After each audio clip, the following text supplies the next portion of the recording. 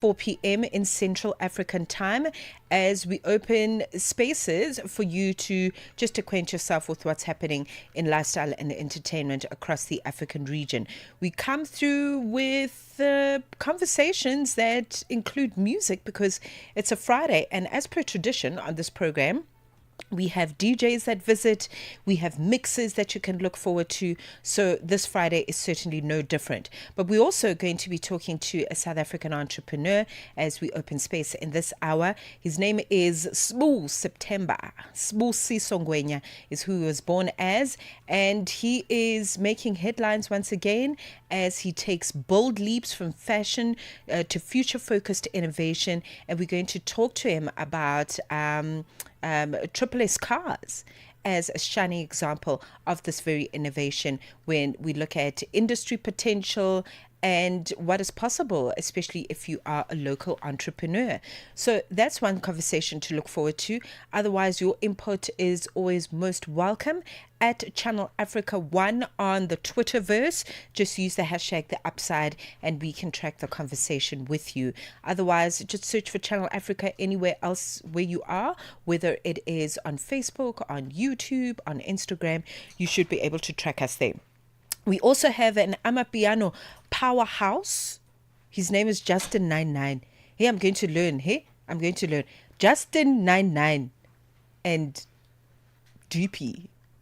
Doopy, they've come together to unite the scene of music and come through. You know, what I really enjoy is the space of collaborations, right? Because musicians get to learn from one another, and then they just create these wonderful musical compositions that then ultimately, sometimes, if it's really aligned, I mean, a whole new genre comes through. So listen, I'm very excited to find out about these Amapiano hit makers, as they are known, Justin 99 and Doopy coming through. They've teamed up, and the connoisseur of Amapiano, I'm sure he's going to tell us what he thinks of these two.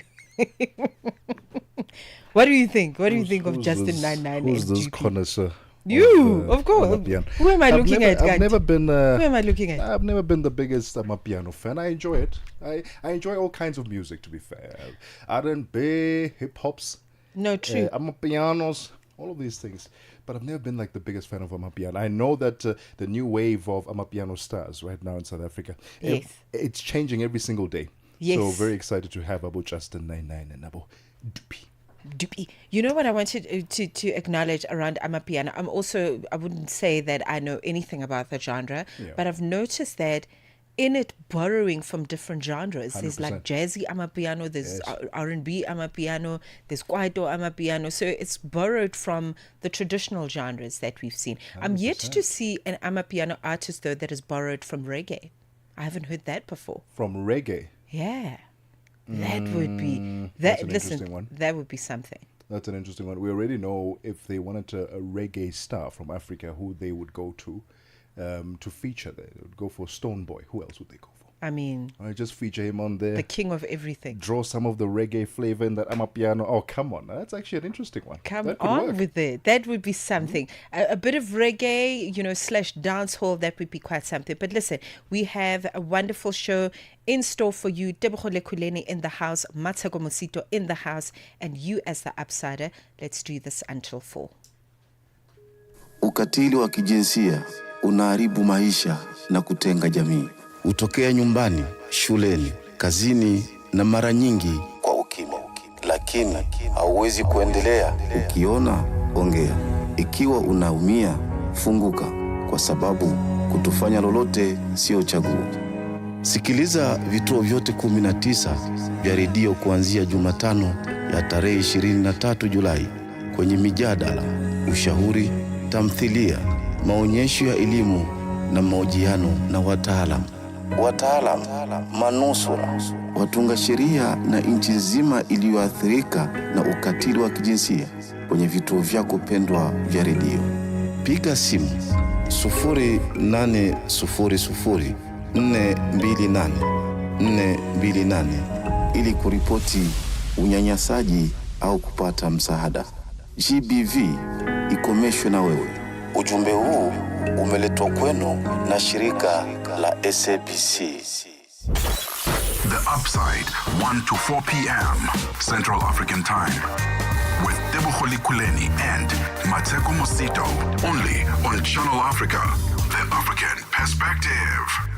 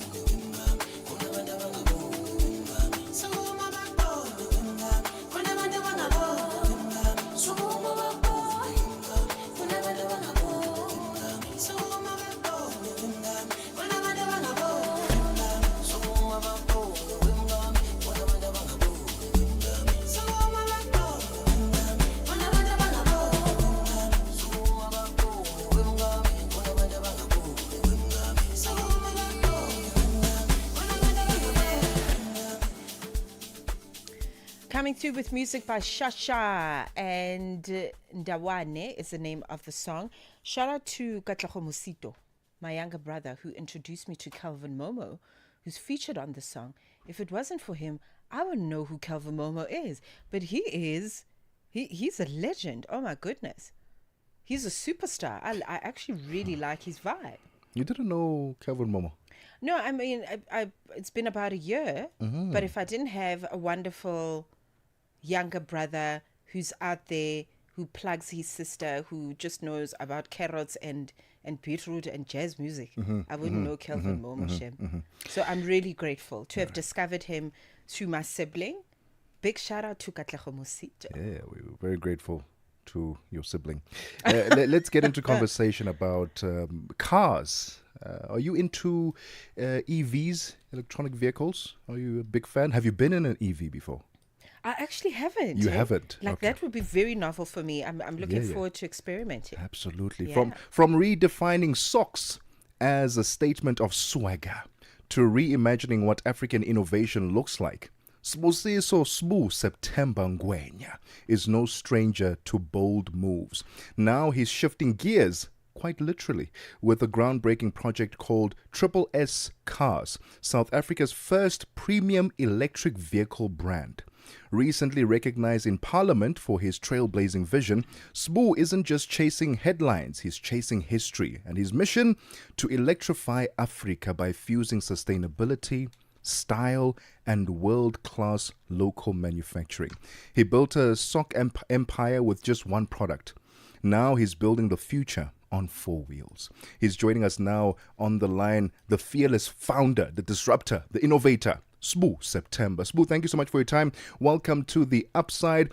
First of all, you are a South African. You understand the plight of load shedding once upon a time, and then you decided, I'm going to create an electric vehicle. Tell us the story. Well, I think when you're an entrepreneur, you exist from a very experiential place, but also you exist from a very optimistic place.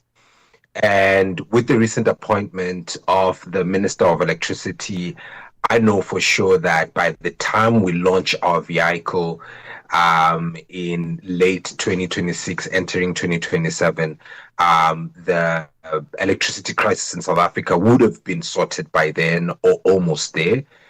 But at the same time, I'm a student of the universe or a global trotter. I'm currently in San Francisco at the epicenter of electric vehicles. In San Francisco, there's already self-driving cars all around the city.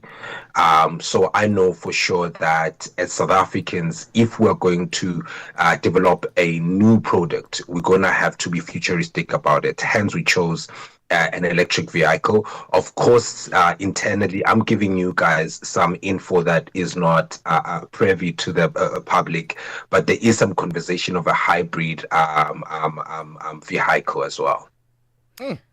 So what makes Triple S cars different from international brands of electric vehicles? And why do you think it's so important for you to build one here in South Africa, but in particular? Okay, cool. I'm gonna go roundabout answering your question, right? Over a decade ago, when I entered the fashion industry through socks, I'm talking about the new age brands. I'm not talking about those that come before us, but I'm talking about my peers who are my age. The industry was not what you see today. We didn't have brands as big as the ones that you are exposed to. And I know for sure that I exist as a pioneer in my space. And entering the automotive industry, the 100-year-old South African automotive industry that has never been touched, that exists, that has plenty of global players. I know that as a new entrant, our biggest job is not to reinvent the wheel, but our biggest task as the first ever South African premium car brand is to make sure that we bring a good quality car. So the latest technology that you can think of, every vehicle that we currently have on the market is going to be available, but the different source or the different aspect of our vehicle is that it's a South African owned brand. For anybody, and I think you guys are exposed to this, for anybody who exists in the IP space, in the intellectual space, you know very well that the money doesn't sit with the product maker, but the money sits with anybody that owns the IP. BMW owns their IP, but they're in Germany. And I can go on and on and on with the many car brands that own their IP, still produce their cars in South Africa, but the intellectual property is owned outside the country, meaning that majority of the money is going outside the country. So what we are doing is owning the IP as a South African brand, meaning that the money stays in South Africa and we will have the ability to create more jobs. love that. From socks to supercars, we're currently in conversation with the man who's getting ready to electrify Africa. His name is Sbu September, or Sbu September Ngwenya. I love that rebrand. Right. I love it's that. The one. It's 22 minutes after 1 p.m. Central African Time. We'll continue our conversation with him right after this. Conversations are happening, and Channel Africa is at the heart of them. We tell the African story with clarity, pride, and purpose, reaching audiences that matter to your brand. Partner with us and connect your business with listeners across borders in multiple languages and markets. For partnership opportunities, sponsorship, or sales, email us at partnership@channelafrica.co.za. Channel Africa, the African perspective. Broadcasting in 5 different languages, connecting the continent. This is Channel Africa, the African perspective. 22 minutes after 1 p.m. Central African Time. Let's continue our conversation with the man behind Triple S Cars. It's South Africa's first premium electric vehicle brand, and it has recently received the thumbs up in Parliament, and we're currently in conversation with Sbu September Ngwenya to tell us a bit more about it. Sbu, let's talk about cars in general. Because you went from fashion, socks, and then you go to cars. That's quite an extreme stretch. Where did that interest come from?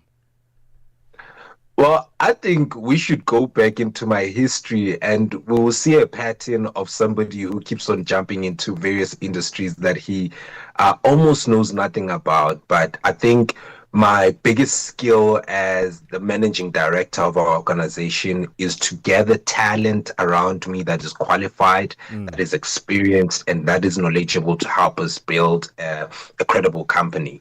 Before I started my sock business over a decade ago, I was in the acting space. I'm a speech and drama student who knew nothing about socks, but I gave my entire 20s to make sure that I learn every single detail about the sock making process, the sock manufacturing process, and the sock distribution process.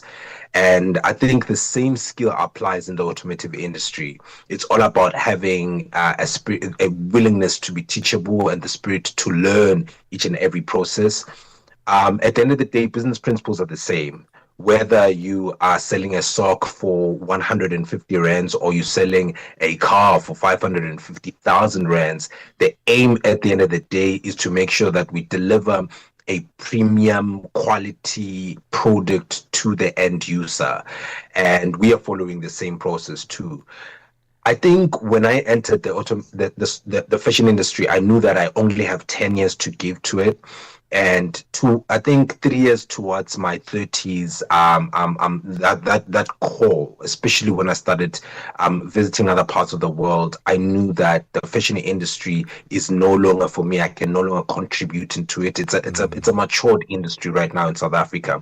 We need to enter industries that have been untouched. As I mentioned at the beginning of in my interview, the South African automotive industry is 100 years old. It's the same players, and there hasn't been any new entrants besides the Chinese.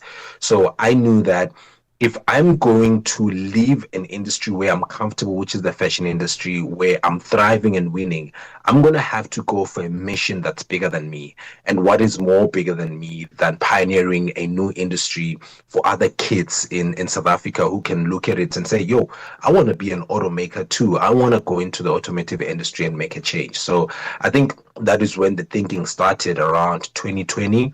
And in 2022, I got the opportunity to interact with the country's current sitting president, Mr. Ramaphosa, and I shared my vision of revolutionizing the South African automotive industry. And thank God he publicly endorsed our idea, and since then we have been on a roadshow trying to fundraise in order for us to make sure that we succeed as an automotive company. Listen, in order to be great, you've got to be fearless, and you definitely wear that t-shirt proudly. And this is what I've always actually really admired about you, is you take your ideas right to the top. You know, you take it to policy making level. But let's talk about the car. Tell us about the car. Where are we in terms of the development stages of it? What features are in there? What can we actually look forward to? Is it uniquely made for me as a South African? One thing I can tell you is that we have considered females a lot. There's a TikTok that has been going around of two females saying that they, if cars were made by women, this and this and this and this and this will be included in the car. And as somebody who was raised by his late grandmother, my mom, my aunt, and my sister, those are people who've parented me. Those are people who've given me my values and my worldviews. And I can tell you right now that our car is one of the few cars who consider women's needs above everything else, And in terms of the specificities, as a brand builder, we want to keep everything a secret so that the anticipation is there. But I promise you and Channel Africa that you are going to be the first people in September of 2026 when we reveal our car to be there and see what's in the vehicle. But for now, I cannot say much because the gentleman doesn't kiss and tell. Okay, gentlemen. Listen, we are looking forward. We are looking forward to it. Tell us about you want to electrify Africa beyond the cars as well. Talk to us about the greater vision. Yes, we're seeing the cars now, and we're looking forward to that. But what's the bigger vision for you?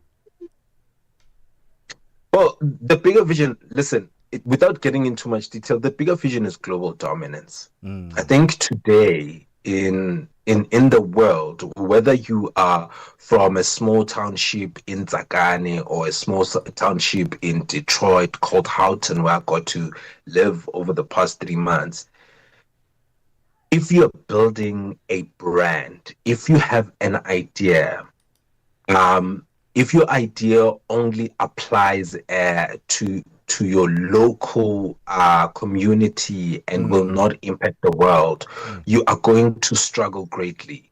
The vision is global dominance. I am inspired by individuals like Black Coffee, Trevor Noah, Tyler, who've taken their art and storytelling to the rest of the world. And as an entrepreneur who exists in the creative business space, I too want to take my ideas across the globe. Okay. Man, this is amazing. And can I just say, I don't know anyone with the first name Sbusiso who's mediocre. Listen, they take over whole areas. Do you know what I mean? Thank you very much. They are world changers, global shifters, shapers. This is amazing, man. We're speaking to Sbu September, and of course, he has been talking to us about his project, Triple S Cars, that is aimed at creating South Africa's first premium electric vehicle brand. And now he has all my attention because apparently this vehicle is designed for the feminine. So listen, I can't wait to drive away in one. Smooth, thank you so much. All the best. Where can we track the progress of the project? Anywhere where we can follow you? People can keep their eyes on our socials, which is Triple S Cars. And then they can follow me on my social media, which is Sbu September. But we're going to be all over the news pretty soon. Okay, sounds exciting. Thank you very much, Sbu September. We're definitely going to be following online so that we can get specs of what the car looks like, possibly, potentially before September 2026, which actually is around the corner. Hey, don't think it's too far away. It's around the corner. It's 1:30. Let's check in with sports. Sports on Channel Africa. The African perspective. It's a very good afternoon from the sports desk. I am Musibu Kura with your latest sports news. And no worries. I really had a good time. Tanzania Premier League giants Young Africans have officially appointed Pedro Soares Gonçalves from Portugal, should I say, as the new head coach of the team following the mutual termination of Roman Fall's contract on the 18th of this month. So the announcement comes just hours after Yanga president Harris said confirmed that the club would also unveil its new technical bench, bringing, of course, to an end weeks of speculation surrounding the vacant managerial role. So Yanga have finalized the appointments of key 3 members of the new technical team, including Pedro, the Gonçalves, who's the new coach, assistant coach Felipe Pedro, as well as the goalkeepers coach, that is Fernando Pereira. Now, Gonçalves, who is well respected across the African continent, joins the Tanzanian champions with an impressive record. So he guided Angola to the quarterfinals of last year's Africa Cup of Nations tournament and also led the team to the African Nations Championship in 2024, hosted in 2025, of course, across Tanzania, Kenya, as well as Uganda. He takes over Patrick Mabedi, who had been serving as the interim coach since Foles' departure, and will now return to his previous position within the club in the technical department. Now, the club president, Hersi said, also expressed confidence with the new coaching team and that it will elevate the club to even greater heights. So under Gonçalves, Yanga are expected to continue their pursuit of regional dominance while also improving their continental performances, particularly in the CAF Confederation Cup, where the team has reached the final 2 seasons ago. Now, the Portuguese tactician, known for his tactical discipline as well as player development philosophy, will face the new task of blending younger, experienced core with emerging young talent, as the clubs also seek to maintain its dominance in domestic competitions and also revive its ambitions on the African stage. On to some rugby news now. Springboks centres Jesse Kriel as well as Damien Dialende say the midfield battle against familiar foes in the Japanese side could be dynamic, fast as well as intense. South Africa will kick off a series of November internationals against Japan at the Wembley Stadium in London on Saturday. That's of course tomorrow. Kriel as well as Dialende have also been playing their rugby in Japan for the past few years. The 4-time world champions will face Japan for the very first time since their 26-3 win in the 2019 Rugby World Cup quarterfinals in Tokyo. It also helps that a few of the Boks players in this team have played rugby in Japan, so essentially they know what to expect. It's going to be really important for us to obviously slow their ball down. They want to, Japanese rugby in general, want to play at a very high tempo and a high speed. So get the ball out of the rack as quickly as they can and kind of beat you with tempo. So it'll be important for us to slow their ball down and not give them what they want. Onto this now. Despite the limited preparations as well as leaving just 4 days before the opening game against Bolivia in the FIFA Under-17 World Cup, Amajimbos, that is South Africa's Under-17 head coach Avela Khumalo, is banking on the quality of his team to carry them through. So the South African Under-17 team left for Qatar just last night in what will be the country's 3rd appearance in the age category in the men's division. The team's preparations haven't been at their best, mainly due to the funding issues, but Khumalo says the quality of these boys is going to show at the global showpiece. Look, we are excited that we are on our way out, and we want to thank the association for helping us through, and we hope that we are going to make the country proud. And it was very important that we take these young ones and expose them to the World Cup stage so that their future will be looking good. So we are hopeful, and like I indicated in some media to say, the talent is going to take us through here. Our boys are talented. Other than any other things, I think the talent is going to help us to go through. And finally, in tennis news, Aryna Sabalenka will aim to reinforce her status as the world's top player by winning her first WTA finals title in Riyadh as the season's finale gets underway tomorrow, with all 4 of the year's Grand Slam champions featuring in a very strong field. The Belarusian exemplified consistency in 2025 and arrives at the November 1st to 8th tournament, having retained the US Open title in September, and also having finishing a runner-up to Madison Keys at the Australian Open and Coco Gauff at Roland Garros. Now, the only Grand Slam final she failed to reach was Wimbledon this year, where Iga Swiatek defeated Amanda Anisimova. And that's a wrap from the Sports Desk at the Sawa. For any sports stories you'd like to share with us, remember to send us an email. That's to newsroom@channelafrica.co.za. Alternatively, call us on +27 11714 4459. I'm back with more sports news in the next hour. For Channel Africa Sport, I am Musibudi Makura. Sports on Channel Africa. The African perspective. Zilipendwa na Abedi Jean de la Croix. Leo tujadili kuhusu chipukizi wanaoimba nyimbo za wasanii wengine. Unadhani hili linatokana na nini, Omari?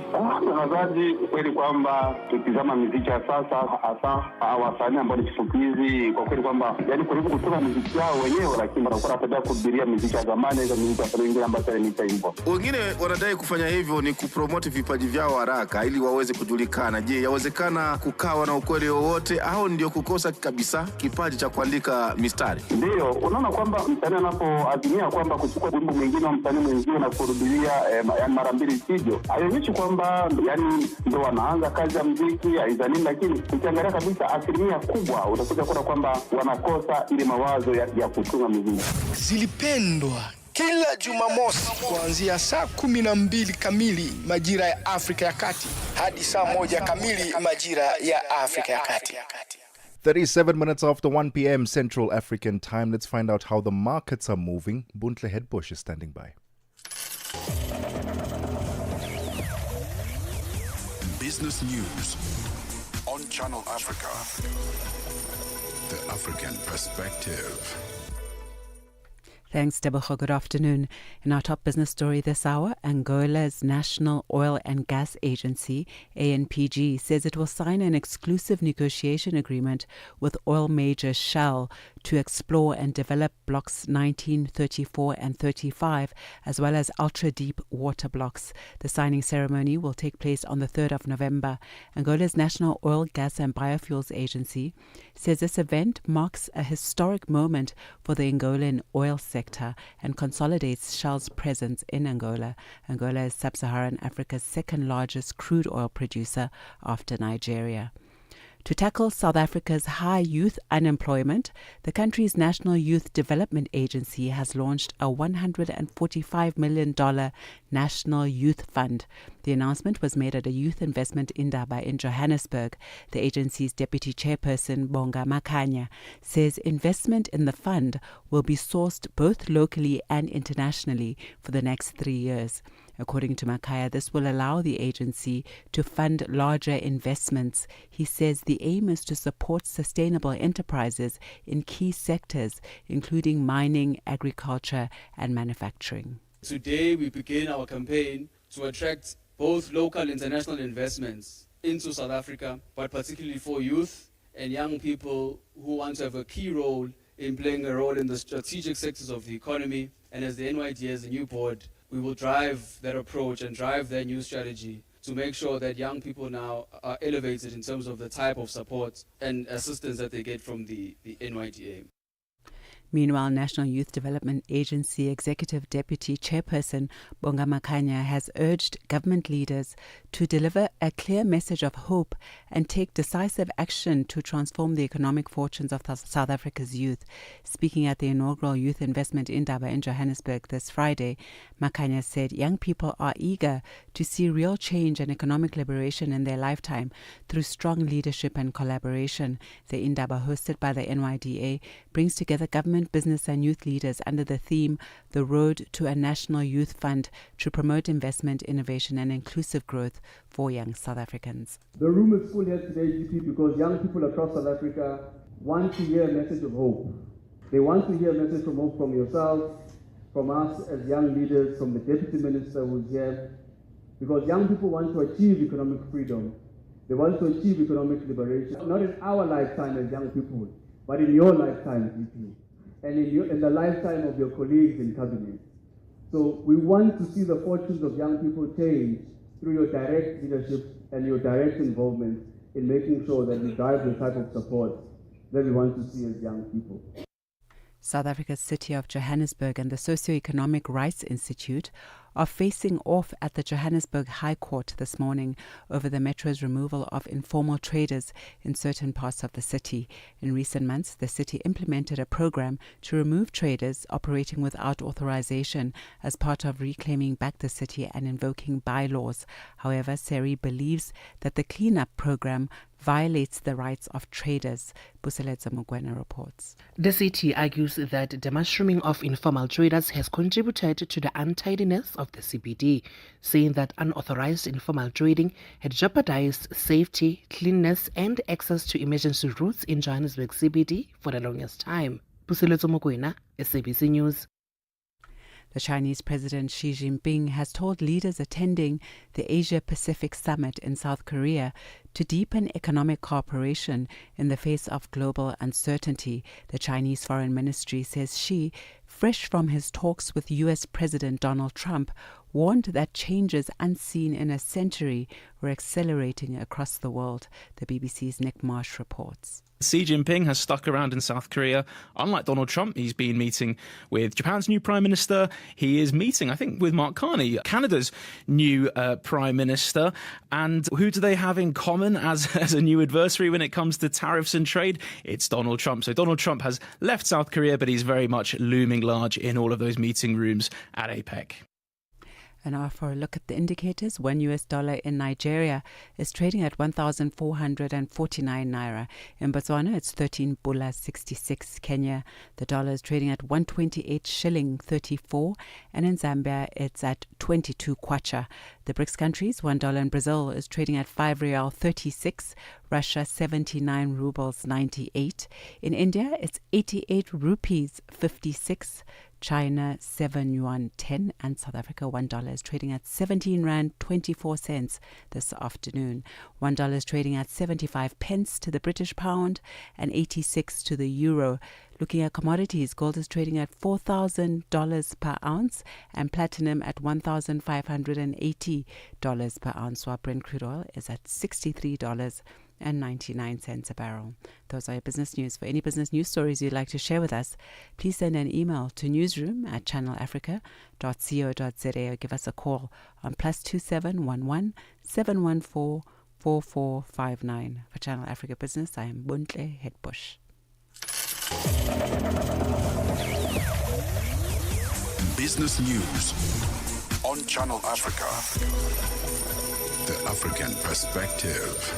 Africa, meet Abedi. Yeah, that's me. Abedi is a music lover through and through. I really love African music. He's got a taste for all kinds of tunes and spends his days listening to Channel Africa. Guess what? He didn't know. Okay. Channel Africa wants to help Abedi and all music lovers everywhere to discover even more incredible music. That is why Channel Africa is calling on all African musicians to submit their music. Musicians, remember to give us all your relevant information. Make your submissions at music@channelafrica.co.za. Submissions are your chance to be heard on radio.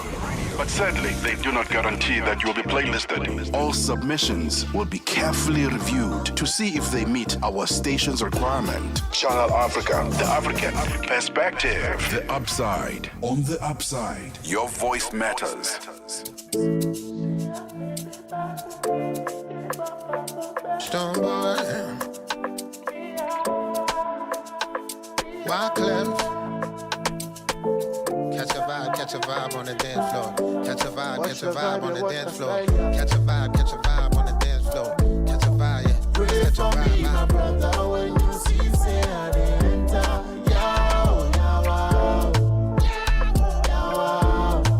Pray for me, my sister, when you see say I didn't enter.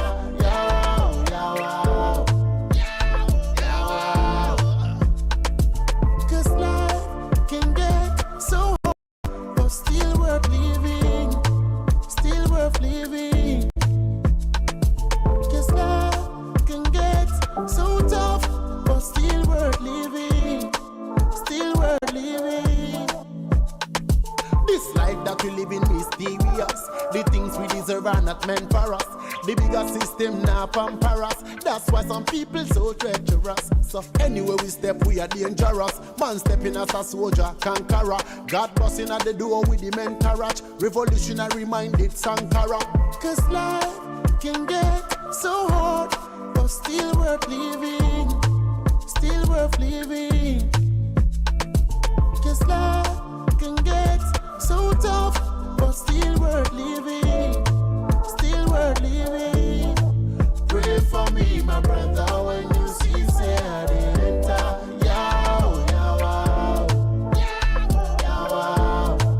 Pray for me, my sister, when you see say I didn't enter. Yow.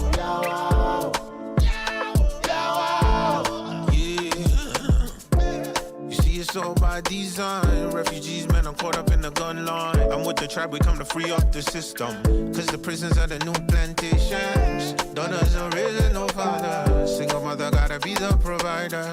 Back 11 every time that he walk up. Bring a new meaning to the words on my shoulder. I'm from the concrete jungle, the land of new man. Hollywood, get a straight man. Thousand was a black man. Struggle on the boat, DEA want the coke. I'm a vote, not even Da Vinci could break the code. I'm a stone boy, highest grade of marijuana. I've been through the dungeon slaves out in Ghana. Thank you, mama, for giving me the passage. In LA, they could've got me like Christopher Wallace. Pray for me, my brother, when you see, say, I did enter. Yo, yo, wow. Yo, wow. Pray for me, my sister, when you see, say, I did enter. Yo, yo, wow. Yo, wow. 'Cause life can get so hard, but still worth living. Still worth living. 'Cause life can get so tough, but still worth living. Still worth living.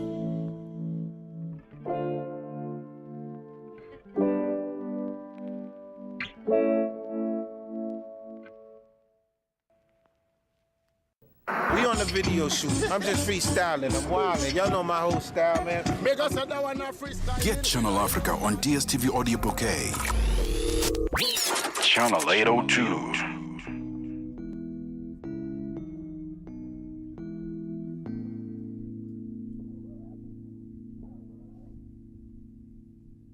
Get Channel Africa on DSTV Audio Bouquet. Channel 802.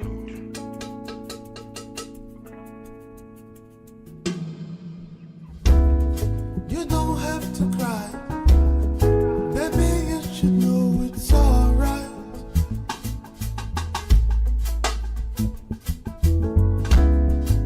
Don't let this love fade away. Yeah. Let your love be magical. Let me make it chemical. Yeah.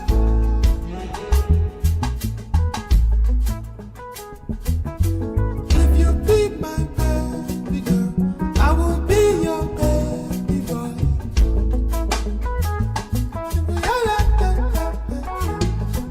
Ooh, yeah. DJ love, someone. Yeah, yeah. DJ love, someone.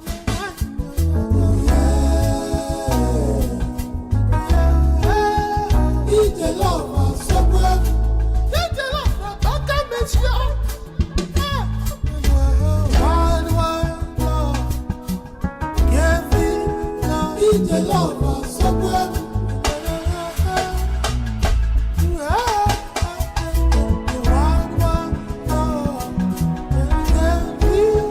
DJ love, someone.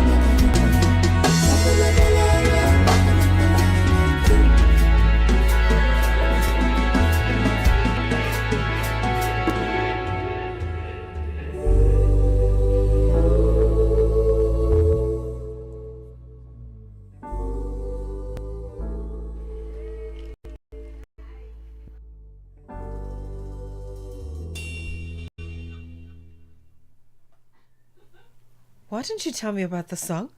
I didn't know about it. Oh my goodness. This very one, simple. I'm adding this one to my Waters playlist. Oh my God. In the Waters, that's the name of my playlist. Me and You, the cavemen coming through. Transcendental. Just to put it in one word. First time hearing it, actually. That's why I didn't know about Good, it. what First time hearing it. What a beautiful song. This one is not a banger. I don't know what this one is, but it's beautiful. It's not a banger. No, it's not a banger. This one is something else. So something else. So All right. It's 9 minutes before 2 p.m. Central African time. Welcome to the Friday edition of The Upside, your gateway to the good life on Channel Africa, the African perspective. We're going to take a quick breather. When we get back, it's time for Vent O'Clock. Don't go anywhere. Vito Jablan Kolele Imakota. Jablan is a young man from Giyani in Limpopo in South Africa. Very easy guy, taking things easy. To know me is to know that I love what I do, which I'm crazy about it. So when you hear me on radio, expect the best. Expect great music. Expect great content. Expect 180 minutes of nothing but fun. You'll find me on the morning reset, 3 to 6 a.m., Monday to Friday. Siyabangena baba. Ay. Mbuleke.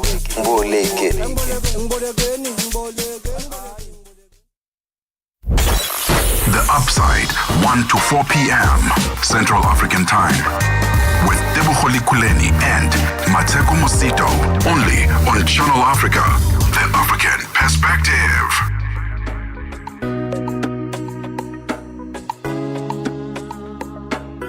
Roach Beats.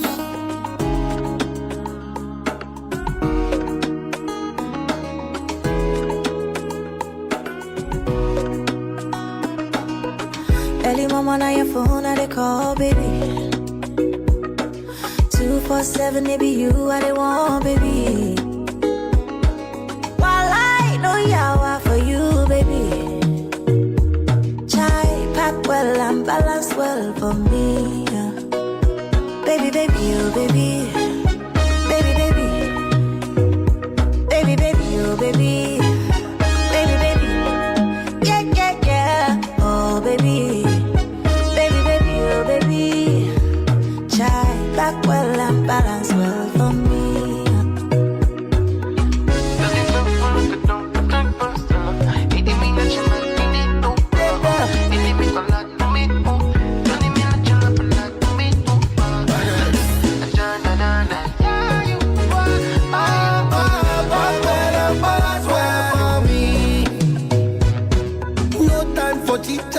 I want you to pull me closer, baby. Oh, miss you, I can't lie.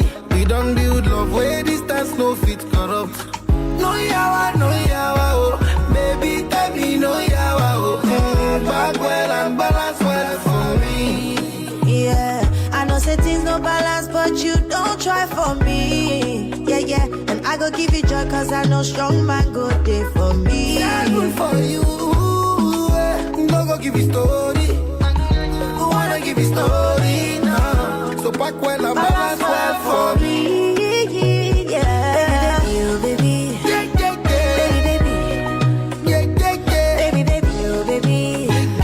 Baby. Yeah. Oh baby. Baby, oh baby. Child, back when I balance well for me.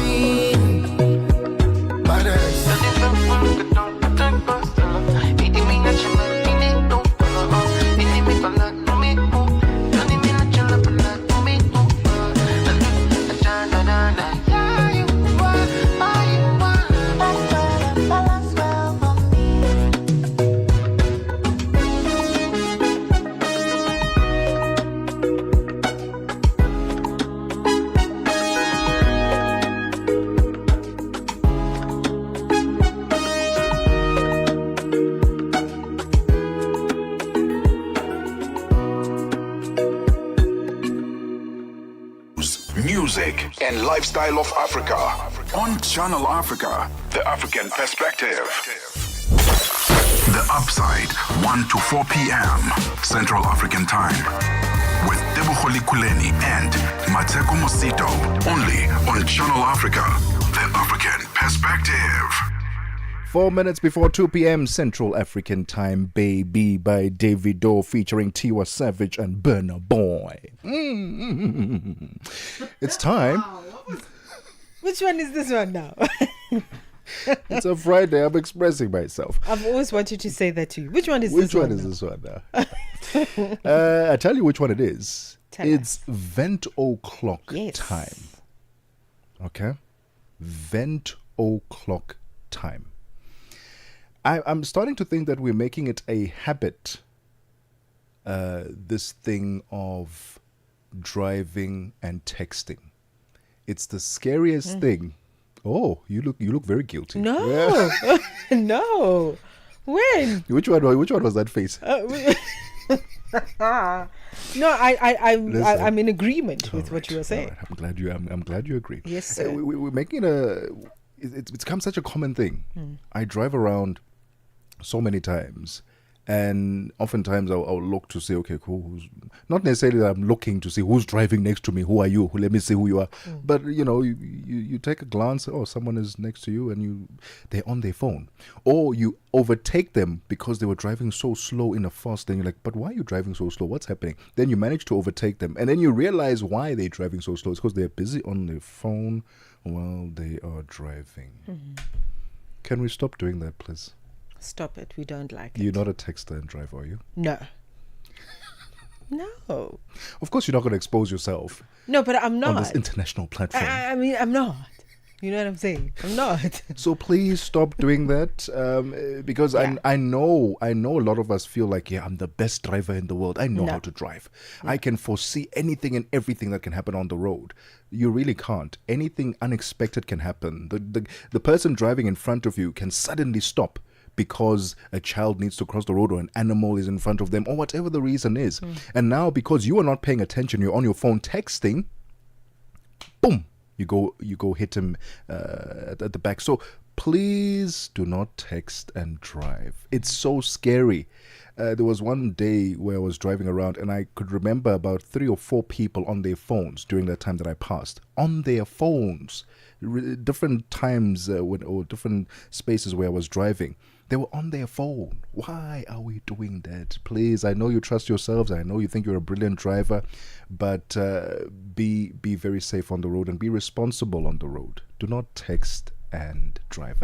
And I also know that there's certain urgent things that you need to respond to. Work, someone wants an email fast or response quickly. But nothing is urgent enough. But please, do it in a safe space. If you need to park your car on the side of the road, do that and then respond. Or park it at a nearby petrol station and then do that there, or restaurant. But don't do it while you're on the move. That is my vent for today. I have to agree with you. Like, I'm going to co-vent that one because that's important. And also, I'm listening to you and I'm thinking, when did we get to this level of bravado? Honestly. But I think what it is because there are no consequences. Yes. There isn't a harsh consequence. Like, we will take away your driver's license or we will take away your vehicle. There isn't a real consequence. I mean, 500 Rand fine is not a real consequence. No, you can make that the next day. That's absolutely nothing. Do you know what I mean? In the next hour.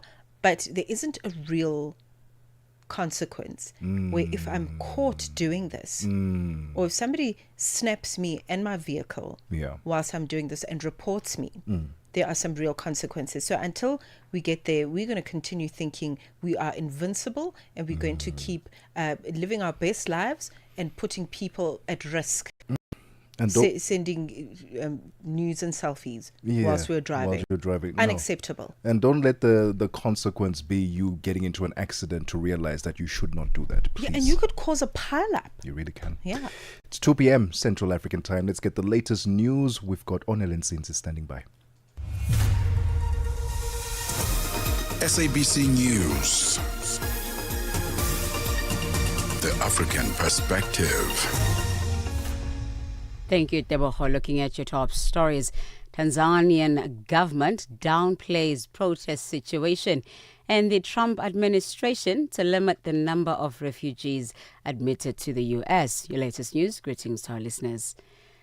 The Tanzanian government says they are working swiftly to bring back stability as the country enters its third day of demonstrations. This follows Wednesday's election, which has been criticized as two of President Samia Suluhu Hassan's biggest competitors were barred from participating.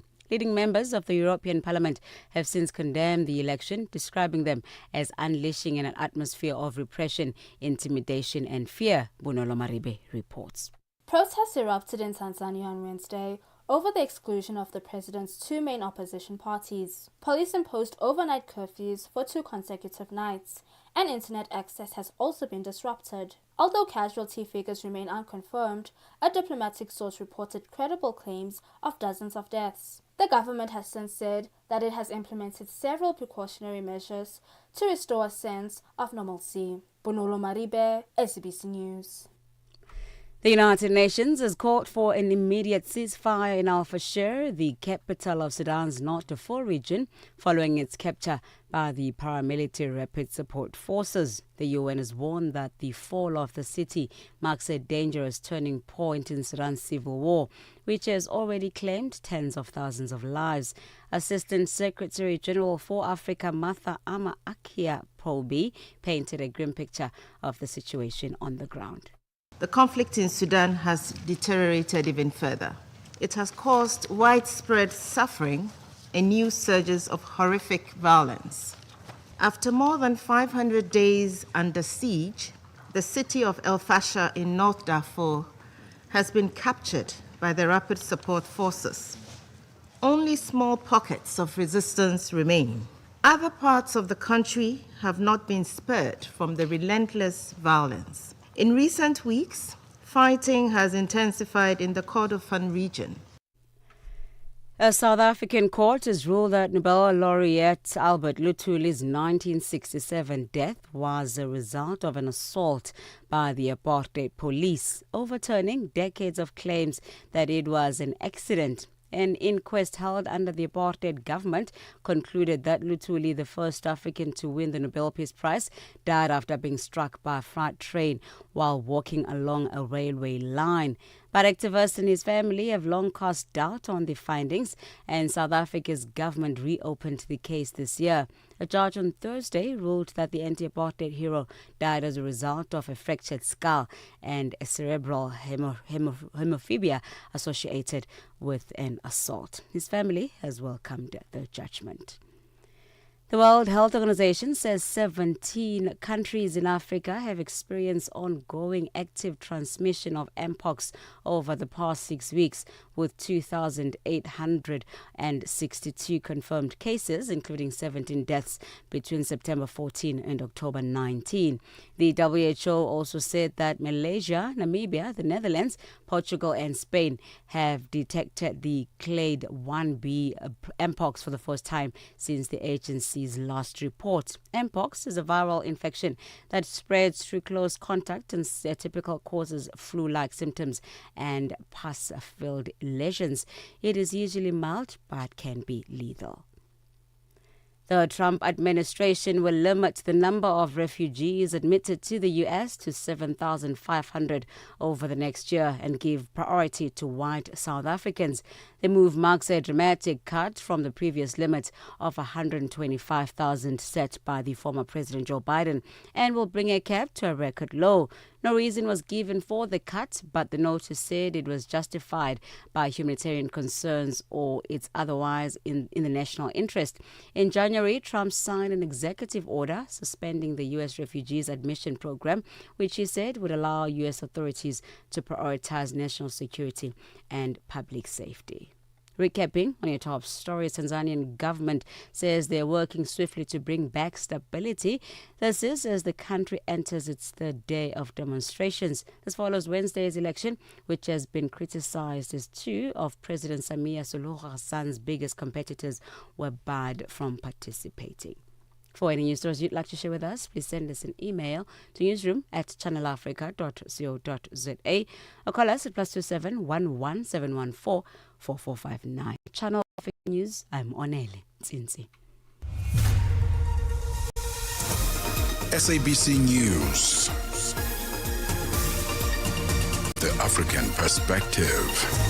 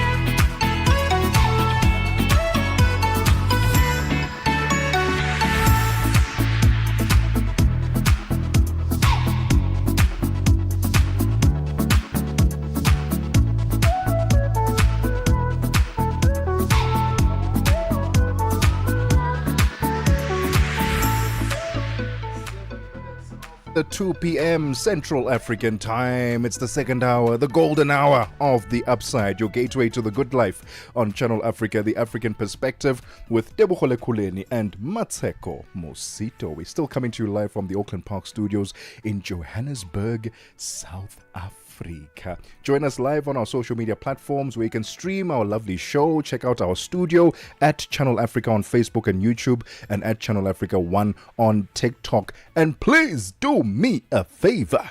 Download our brand new Channel Africa app.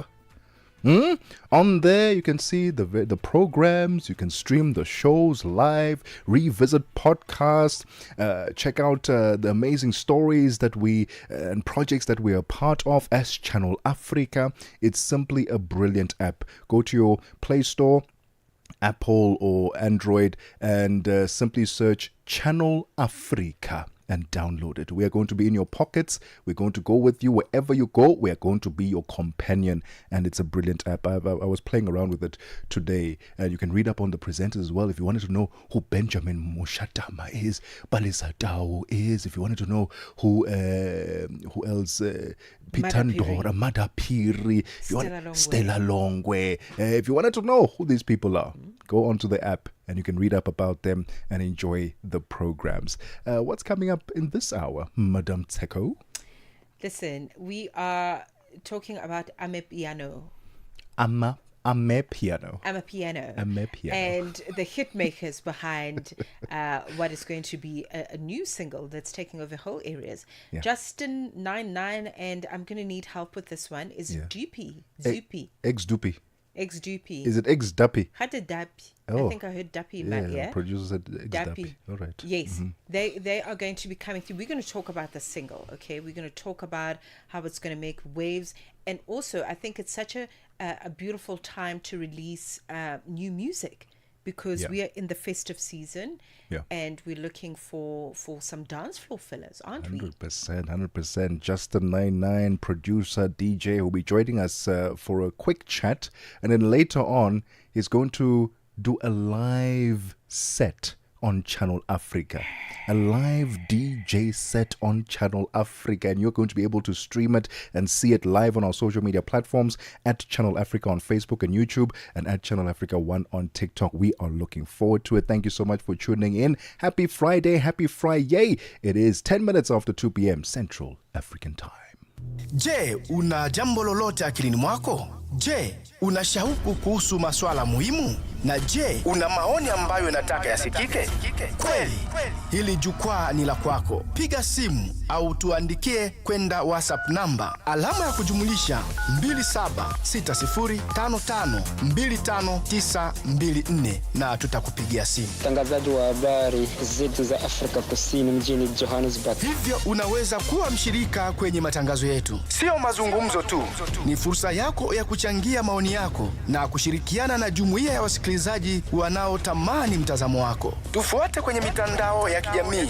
Tembelea tovuti yetu www.channelafrica.co.za na uwe tayari kushiriki na kuchangia maoni yako kwenye Channel Africa. Channel Africa, mtazamo wa Kiafrika. Your afternoons just got even better. Fresh and exciting. The Upside, hooking you up with today's news from an African perspective. Get Channel Africa on DSTV Audio Bouquet. Channel 802.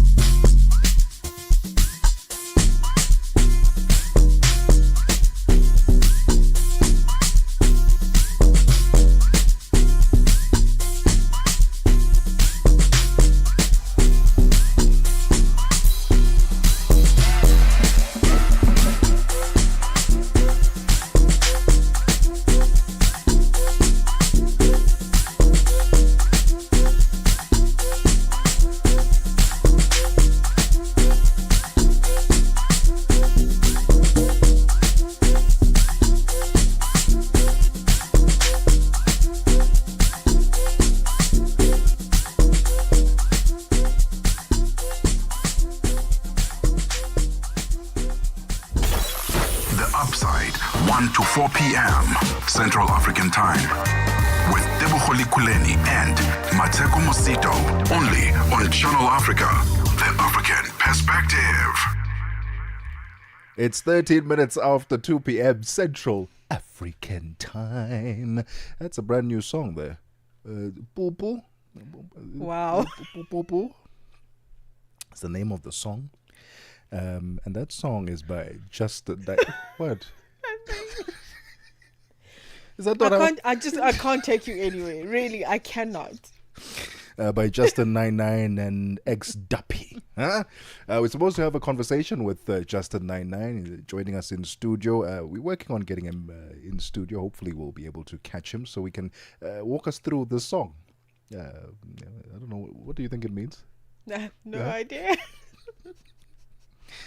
Very interesting. I haven't a clue what it means, and I don't want to assume. Yeah, but it's a good song. It's a banger, though, eh? It's a nice road trippy kind of song, like just a nice sort of short distance, 40 minutes, going somewhere from Joburg to Pretoria kind of distance. 100%. You can take this with you, definitely. 100%. All right, and then later on he'll be giving us a live DJ mix, a live set, and you'll be able to check it out on our social media platforms. So let's work on getting him in studio. Until then, here's some music coming your way. It's 14 minutes after 2 p.m. Central African Time.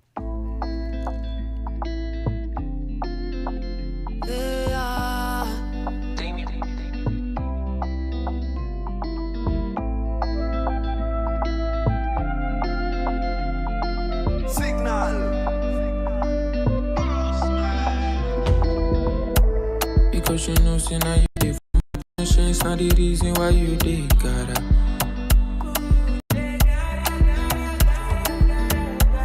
And anytime when I say make you give me chop, you know even they try hard, jara. Oh my licha, waiting there for your list where I know fit to buy on my licha one. See oh my girl, I swear you they give me ginger one. Girl, you they make me crazy, I swear you they scatter my internet. Oh baby, no go run away. Look in my eyes, you go feel my pain. Don't tell me, say me got on my wrist. Spin me around like a hurricane, no run away. Look in my eyes, you go feel my pain.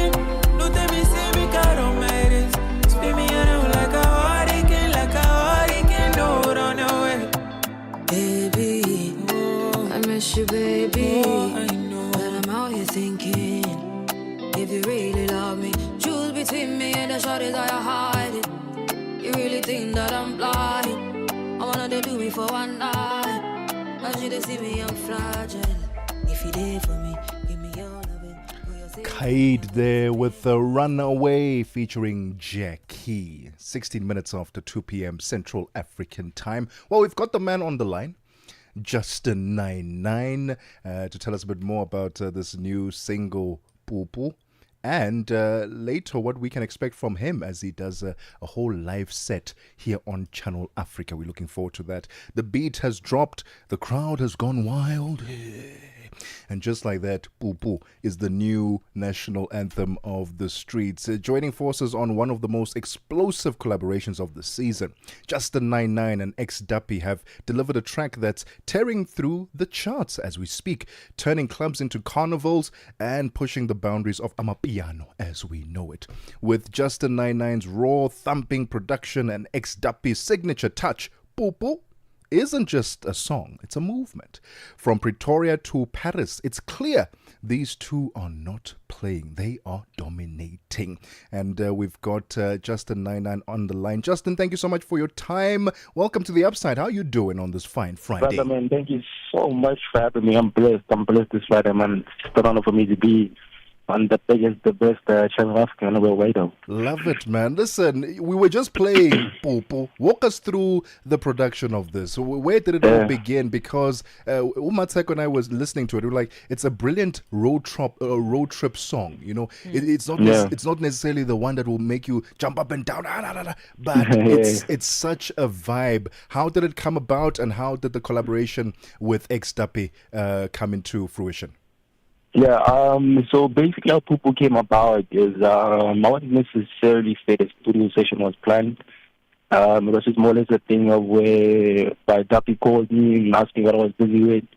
I just told him now I was just chilling, you know, at home, and you know, I'm in studio and all that, and he just decided to pull through spontaneously. And I was busy with the beat of Pupu, and by the time he arrived, he just chilled a little bit on the couch, played some FIFA. And then as the beat was continuing, he just came and he stopped me and he asked me if he could hop on. And I said, no problem, you know. Because Duppy's a person that I really work well with in studio. And the workflow is it's easy and it's fast. So then he hopped on the beat, he started doing his thing, you know. I hopped back on, was back and forth. And then, the end result was Pupu. But, the collaboration with Duppy, it's like I said, it wasn't planned. It was just something that happened spontaneously, and I feel like the best songs are also made out of that spontaneousness and not necessarily planned, you know. But that's basically how Pupu was made, man. You talk about the spontaneity of, you know, your approach to the music, but Amapiano keeps evolving and keeps drawing inspiration from, you know, old genres or existing genres, you know, the jazz musics, the R&Bs and all of that. So what are your thoughts on that? You know, how does this current song reflect the direction of Amapiano as we see it? I can say Pupu reflects, like you're saying, the Amapiano evolving, you know, and becoming more sophisticated, you know, coming from 2019 with all the songs that we used to use back then, you know, especially how the bass and the mixing and the mastering and shakers and how certain songs used to sound. There's more depth now. I feel also with the international audience playing a part with us using these jazz, fundamentals or, you know, Spanish guitar here and there, or adding a different genre within Amapiano. I just feel like Amapiano is a genre that allows a musician to play around with a lot of things, you know. I don't know, but I think it's a cheat code, man. I think you can make anything with Amapiano. You can, like, reboot, or let me say bootleg anything with Amapiano, you know, in a way, and make it sound either piano, private school, make it sound nice, easy, calm, or make it sound with Scoop with Bakari, or DJ, you know. Young Skisha feels with that. Pupu represents, like I say again, the Amapiano evolving, the sounds and more or less the instruments and percussion that we used in there. We tried, I would say more or less, we overthinking it that much. But because, like I'll say again, we know that the international audience now, we're trying to accommodate them as well as we can. But Pupu is just a representation of ex-Tapiana's growth in production and growth within the game. You know, these little years that we've got in here amongst the OGs and the greats. And it's just trying to show more or less where we're trying to lead down the piano wave, you know. Trying to accommodate guys overseas, but also it's just trying to keep it local with the school pool, but also with certain elements and certain sounds. So, you know, accommodating people from overseas more or less, but it can also feel or resonate with the song even more, you know, whether it's a Spanish guitar, whether it's a young flute that sounds Spanish or Italian, or, you know. But also making sure that we keep the fundamentals of the bass line hitting heavy, you know, that's the carry snare, you know, heavy shakers, skija kick, you know, so also making sure that our people are happy also at the end of the day. I love it. I love the fact that you are considerate of the fact that you want to take your sound globally. It's not just for a specific market somewhere in Etridgeville or Pitoli or whatever the case is. You want to take it globally, and we love that. It's 22 minutes after 2 p.m. Central African time. We'll continue our conversation with Justin 99 right after this. Siyabangena manje. Vito Jabulani Nkolele iMagoda. Jabulani is a young man from Giyani in Limpopo in South Africa. Very easy guy, taking things easy. To know me is to know that I love what I do, which I'm crazy about it. So when you hear me on radio, expect the best. Expect great music. Expect great content. Expect 180 minutes of nothing but fun. You'll find me on the morning reset, 3 to 6 a.m., Monday to Friday. Siyabangena baba. Ay. Mbuleke. Let the upside transport you from Cape to Cairo every weekday from 2 to 5 p.m. Central African Time. 23 minutes after 2 p.m. Central African Time. Let's continue our conversation with Justin 99. He's just dropped a banger with ex-Dappy. It's called Pupu. And he's just walking us through the process of how it came about. And actually, I want to know what's next. What's next for Justin 99? Because it seems like it's one hit after the other. Justin, what's next for you? I can say what's next is another single. I'm dropping another single next month. I'm not going to say when exactly. But yeah, next month there's new music coming out. Let me say from tomorrow onwards, on the 1st November 16th. I got new music coming out, and then hopefully before the year ends, I want to drop an EP for my people, my fans more or less, because I haven't really dropped as much music as I was supposed to. But it's a new me, it's new management, it's new everything. So I'm just trying to give the people what they've always wanted from me, and that's music. Just more of 99, you know. But I can just say more music, more 99, more visually, more of me in every shape, way, and form. You know, so you'll see me on your phones, on your screens, in your minds, in your dreams, 24/7. I'm here to stay. You know, I'm not going anywhere. I love that. Okay, now, thank you. Now I have a soundtrack for the day in my head all day. I'm just going to be hearing boo boo. Boo, boo, boo, boo. That's the way it should be. Listen. No, wait. You are onto something. Okay, let's do Gig Guide. Tell us where you're going to be, not just for this weekend, but I think because we're going into a very big festive season. You know, where can we catch you? Festive is another whole month holiday this side. We take it very serious this side. It's a sport as a country. But this weekend you can catch me at Jojo Top. That's tomorrow.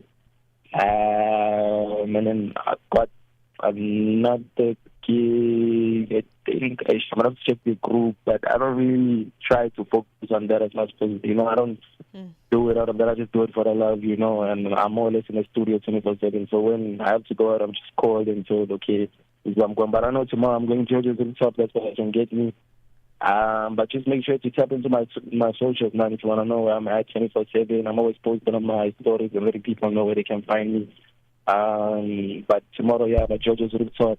And then someday onwards, when I don't wait to see 99, I'll make sure to give you a young gig guide on my story. Or just pop into my story and say hi, and you see there where I'll be at for the weekend or just for the week, try and be.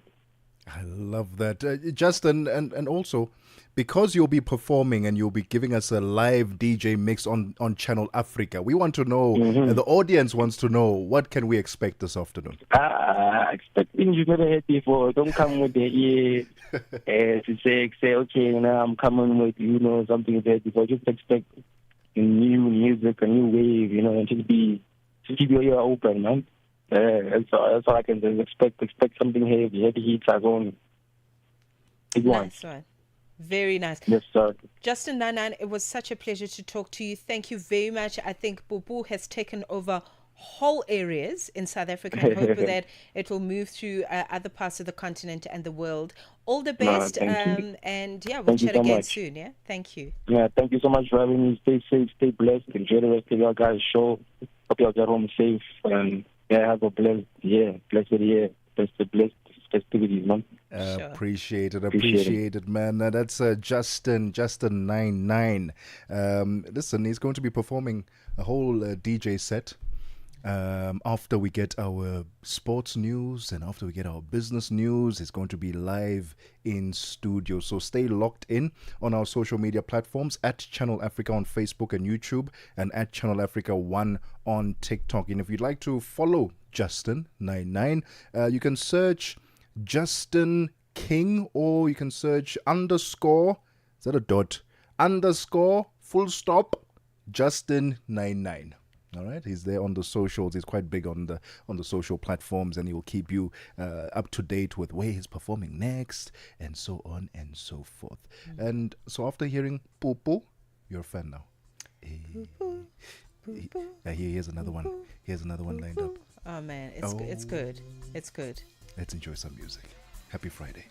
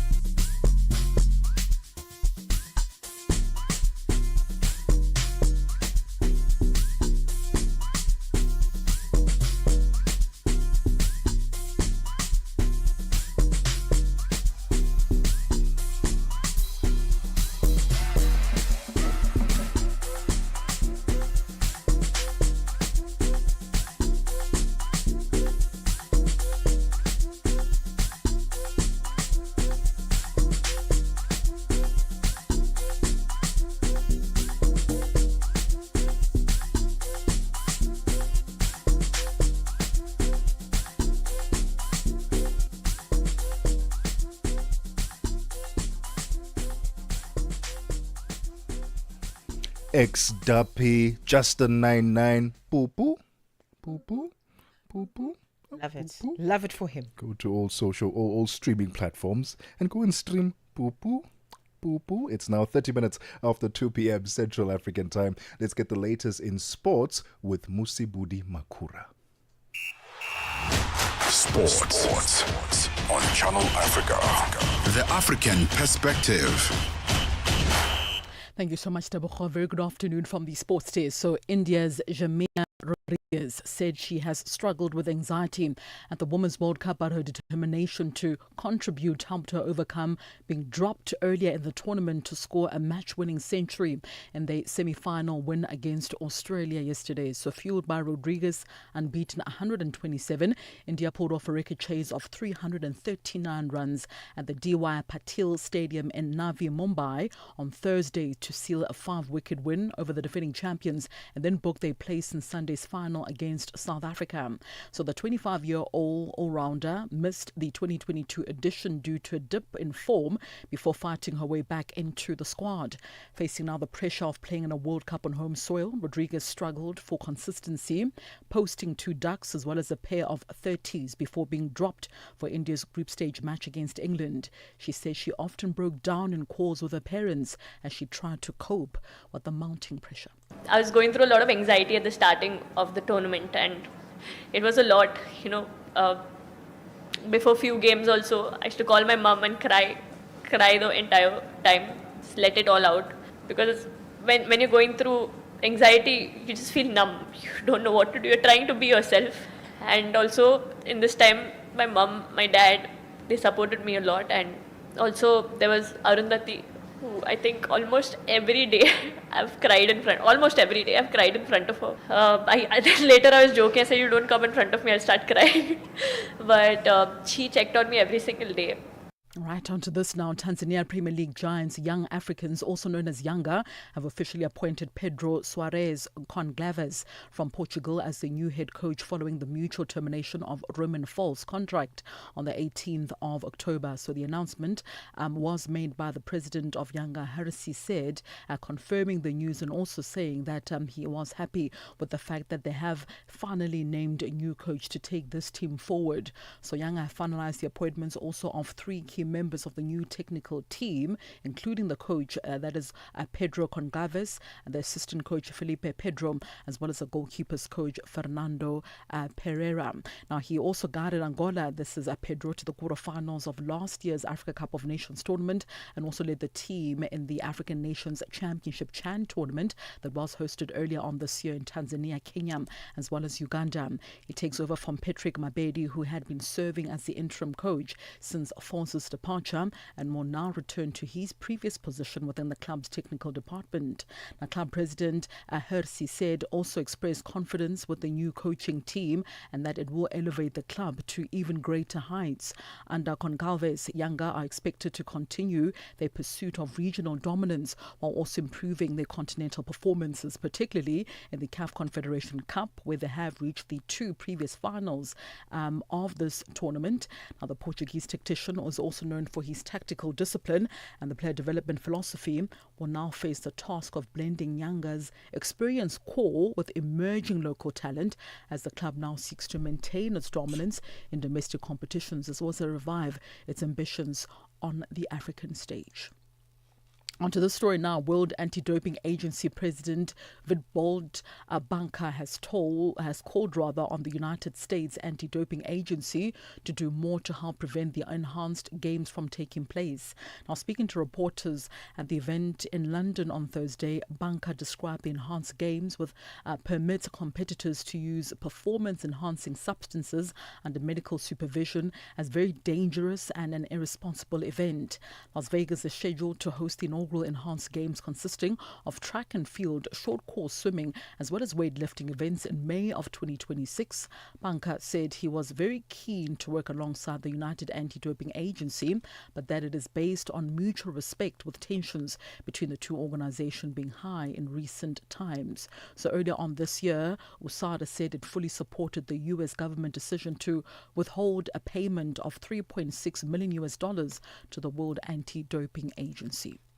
And finally, Aryna Sabalenka will aim to reinforce her status as the world's top player by winning her first ever WTA finals title in the city of Riyadh in Saudi Arabia, as the season finale gets underway tomorrow, with all 4 of this year's Grand Slam champions participating in a very strong field. So the Belarusian exemplified consistency in 2025 and arrives at the November 1st to 8 tournament, having retained her US Open title in September and also finishing runner-up to Madison Keys at the Australian Open in January, and then Coco Gauff at the Roland Garros tournament.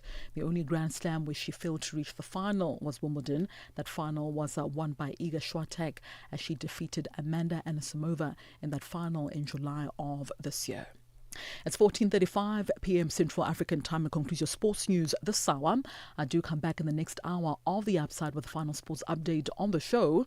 For any sports stories you'd like to share with us, our email address is newsroom@channelafrica.co.za or call us on +27 11714 4459. For Channel Africa Sport, I am Mosibudi Makura. Sports on Channel Africa. The African Perspective. Annie Kalonji sur Channel Africa. Comment est-ce que les militants et sympathisants du parti, les transformateurs, ont-ils réagi face à la condamnation de Succès Masra? La condamnation de Succès Masra ne nous a pas surpris et les militants transformateurs ont été bouleversés et indignés étant donné que le verdict est un verdict lourd, illégal, injuste et donc face à la répression dans laquelle le peuple tchadien est confronté, les militants transformateurs se sont résignés de ne pouvoir pas sortir manifester. Et donc c'est une situation totalement absurde pour un pays. Et aujourd'hui nous célébrons le 11 août, fête de l'indépendance. On pensait que le verdict allait être plus ou moins clément, mais le verdict est sévère. Annie Kalonji, tous les dimanches sur Mix Vibration. 36 minutes after 2 p.m. Central African time. Let's find out how the world of business is doing with Buntle Headbush. Business News on Channel Africa. The African Perspective. Thanks, Tebogo. Good afternoon. And our top story this hour, the CEO of gold mining company Newmont, Tom Palmer, says fiscal stability and fair tax and royalty systems are vital if countries want to attract mining investment. This as the company opened its $900 million Ahafo North mine in Ghana. In Africa, Newmont now only operates in Ghana, which it says offers companies stability agreements for firms to lock in royalties for 5 to 15 years, even as the government plans tighter oversight of mining companies.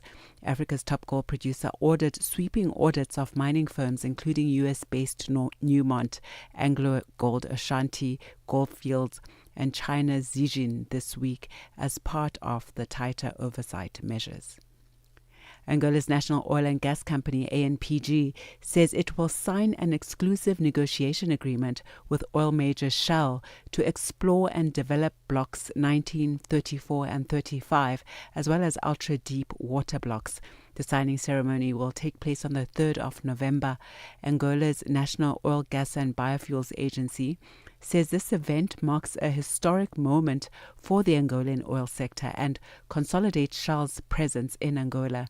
Angola is sub-Saharan Africa's second largest crude oil producer after Nigeria.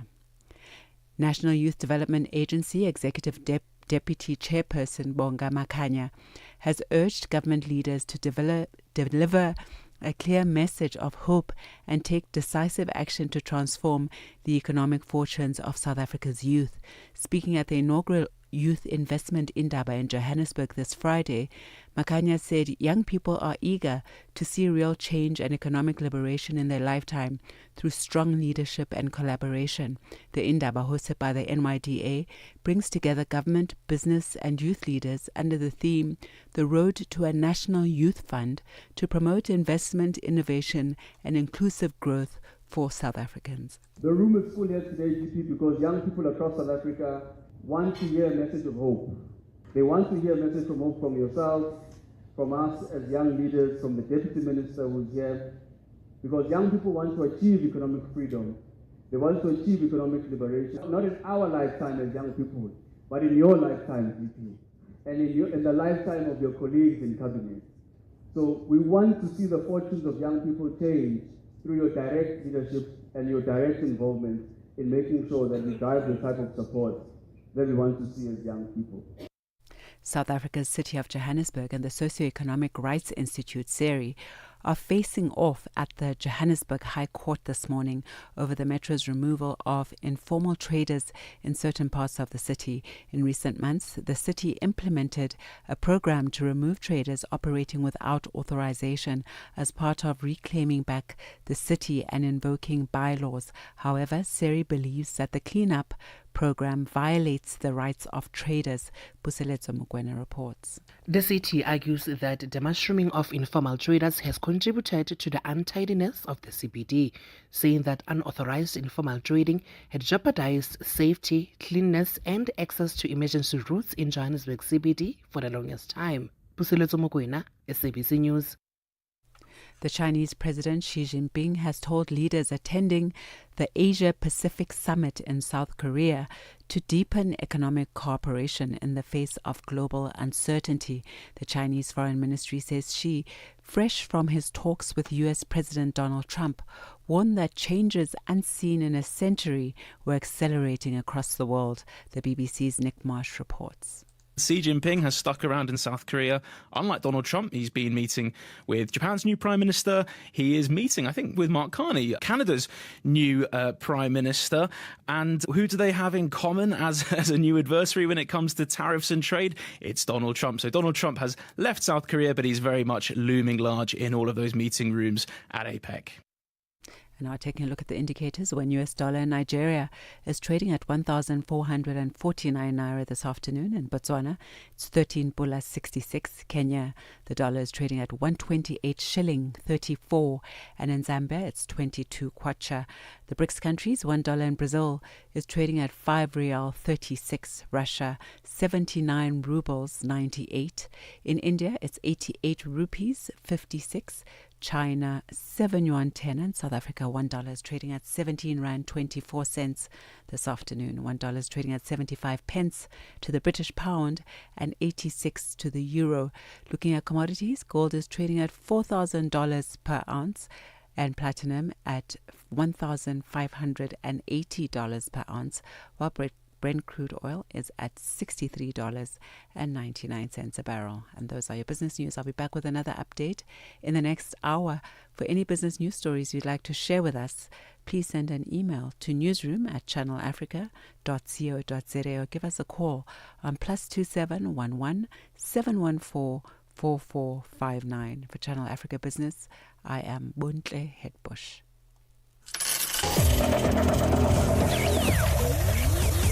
Business News on Channel Africa.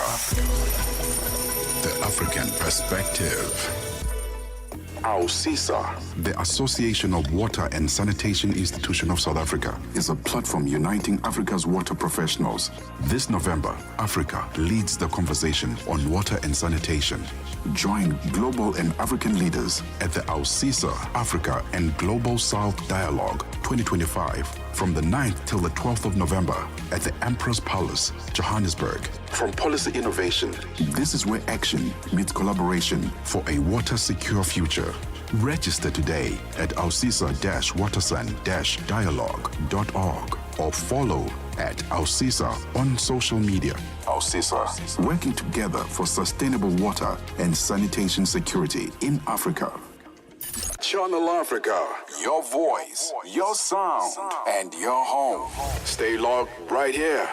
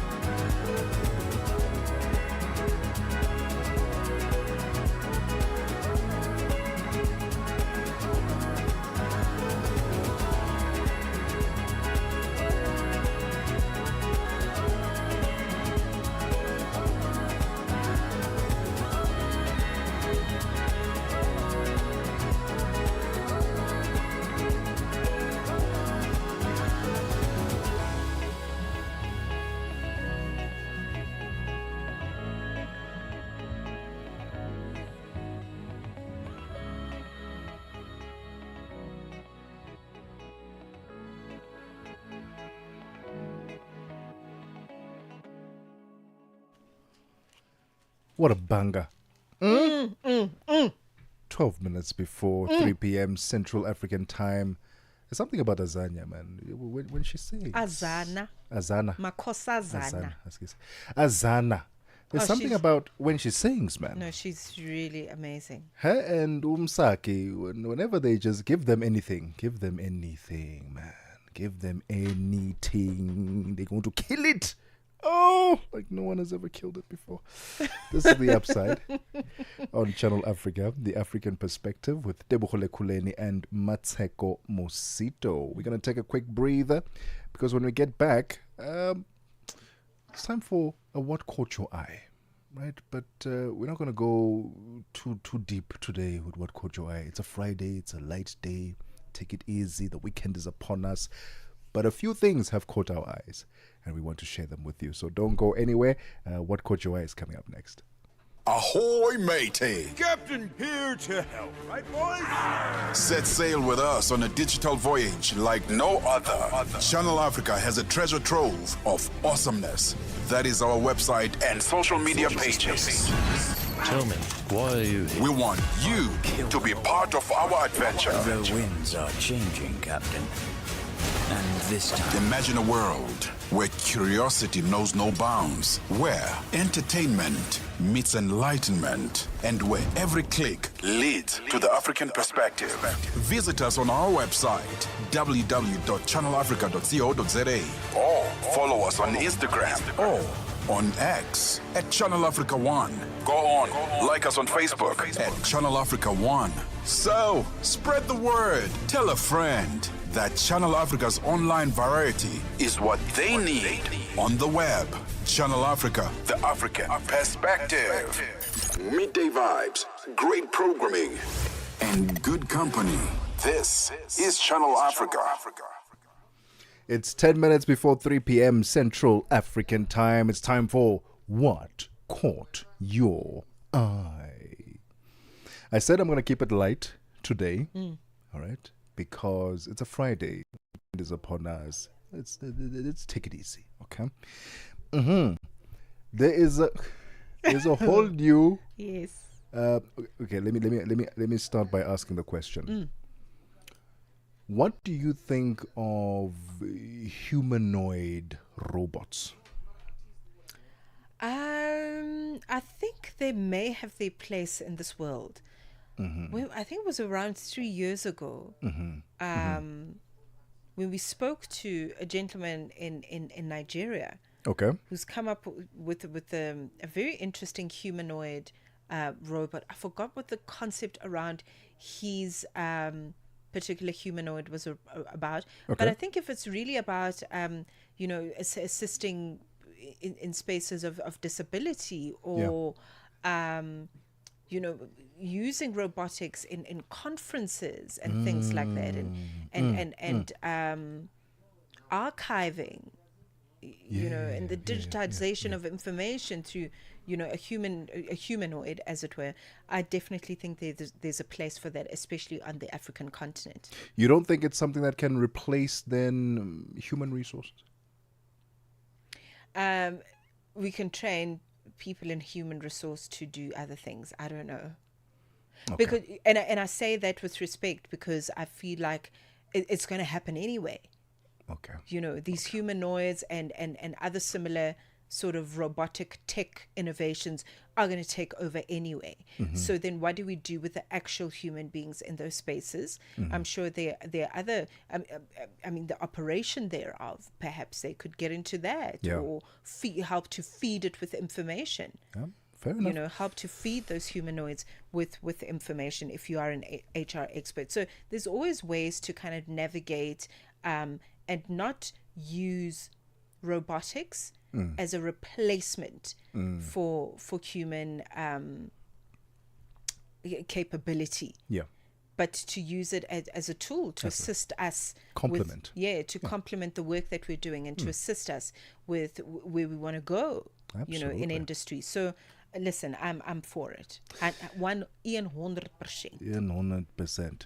Because there's going to be an AI a teaching robot that's going to be launched in South Africa. It's called AI Iris. Now, AI Iris is an AI teaching robot which was developed by former teacher Tando Gumed from KwaZulu-Natal. Black woman. I love to hear it. She not only wanted something to help encourage and inspire her students, but to provide an extra pair of hands in the classroom. While there's only one Iris in South Africa, Tando's hope is to have 100 by the new year and hopes to be able to provide them to schools free of charge with the help of government and private sector funding. I like. Oh, what a queen! We need to find her. Oh, she's brilliant. We need to get her. Definitely need to get her on the line. Find her, absolutely. Because, what an amazing innovation! Absolutely, because AI Iris is going to help the students with especially difficult subjects like mathematics and science. Right, simplifying these concepts so that they can have a better understanding of how it works and be a bit more confident with the subjects themselves. Because sometimes it's not to say that the teachers are failing, but the database, the range that the AI would then have, and the language that it would then convey to respective age will help a child better understand these concepts that maybe a teacher, a human teacher, would not have been able to break it down to those nitty-gritties, relatable terms.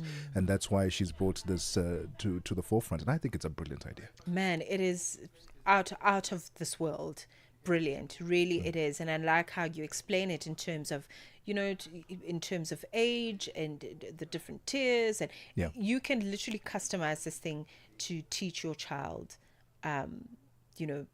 based on how they would like to learn mathematics, because we're not all going to learn the same way. So that's wonderful. 100%. Yeah, that's what caught my eye. Something light there, something inspirational, and we can't wait to see AI Iris in the classrooms. And again, we're not saying that they must now replace teachers. That's not what we are saying. But as a complement to in the educational space, and allowing certain concepts to be conveyed in a way that maybe a teacher would not be able to, and allowing children to ask, because children have so many questions. Teachers are human beings. Sometimes you're like, hey, you've asked too much questions. Can you come down for today? But having an AI robot or humanoid robot help out the kids in the school, I think it's a brilliant idea. And especially the fact that she wants to get them in there free of charge, public and private funding and support, and public and private schools. I think it's a brilliant idea. That's what caught my eye. What caught your eye? Listen, I have to say, I can't imagine. I can actually imagine having a brilliant mathematics teacher work with a behavioral psychologist to make this humanoid even more efficient. Because children are all different. That's true. Different, and to use different needs to actually blend industry to make it work. I just want to acknowledge okafrica.com. I really, really applaud the work that they're doing. So they've come up with a list of the best music from East Africa for October 2025. I thought it's an interesting one to note on the show, because we're wrapping up the month. So I don't know what song stood out for you in October. Maybe Pupu. I don't know. For now, it's going to have to be. But Justin 99. Yeah, for now it's going to have to be Pupu. I can't. What else came out? We had a few guests. We had Cisco de Soul's brand new classic for me. That is. What was it called again? Yes. That is outstanding. Yes. No, they've been a few. They've been quite a few, absolutely. Yeah. And Cisco. Yes, Cisco de Soul. Yes. No, not Cisco de Soul. The other gentleman, Chico. Chico. Exe Chico. Yeah, Exe Chico's also got brand new music. I mean, these are South African examples. But when we look at East Africa, Africa, I'll just mention a few. They've got quite a few here. They've got artists from Uganda, from Kenya, from Burundi, Tanzania, Rwanda. And I see that Uganda's Sheba has made the list, for her 2025 single, Wesi Bade. All right, that's one to check out. I think that's quite a hot single.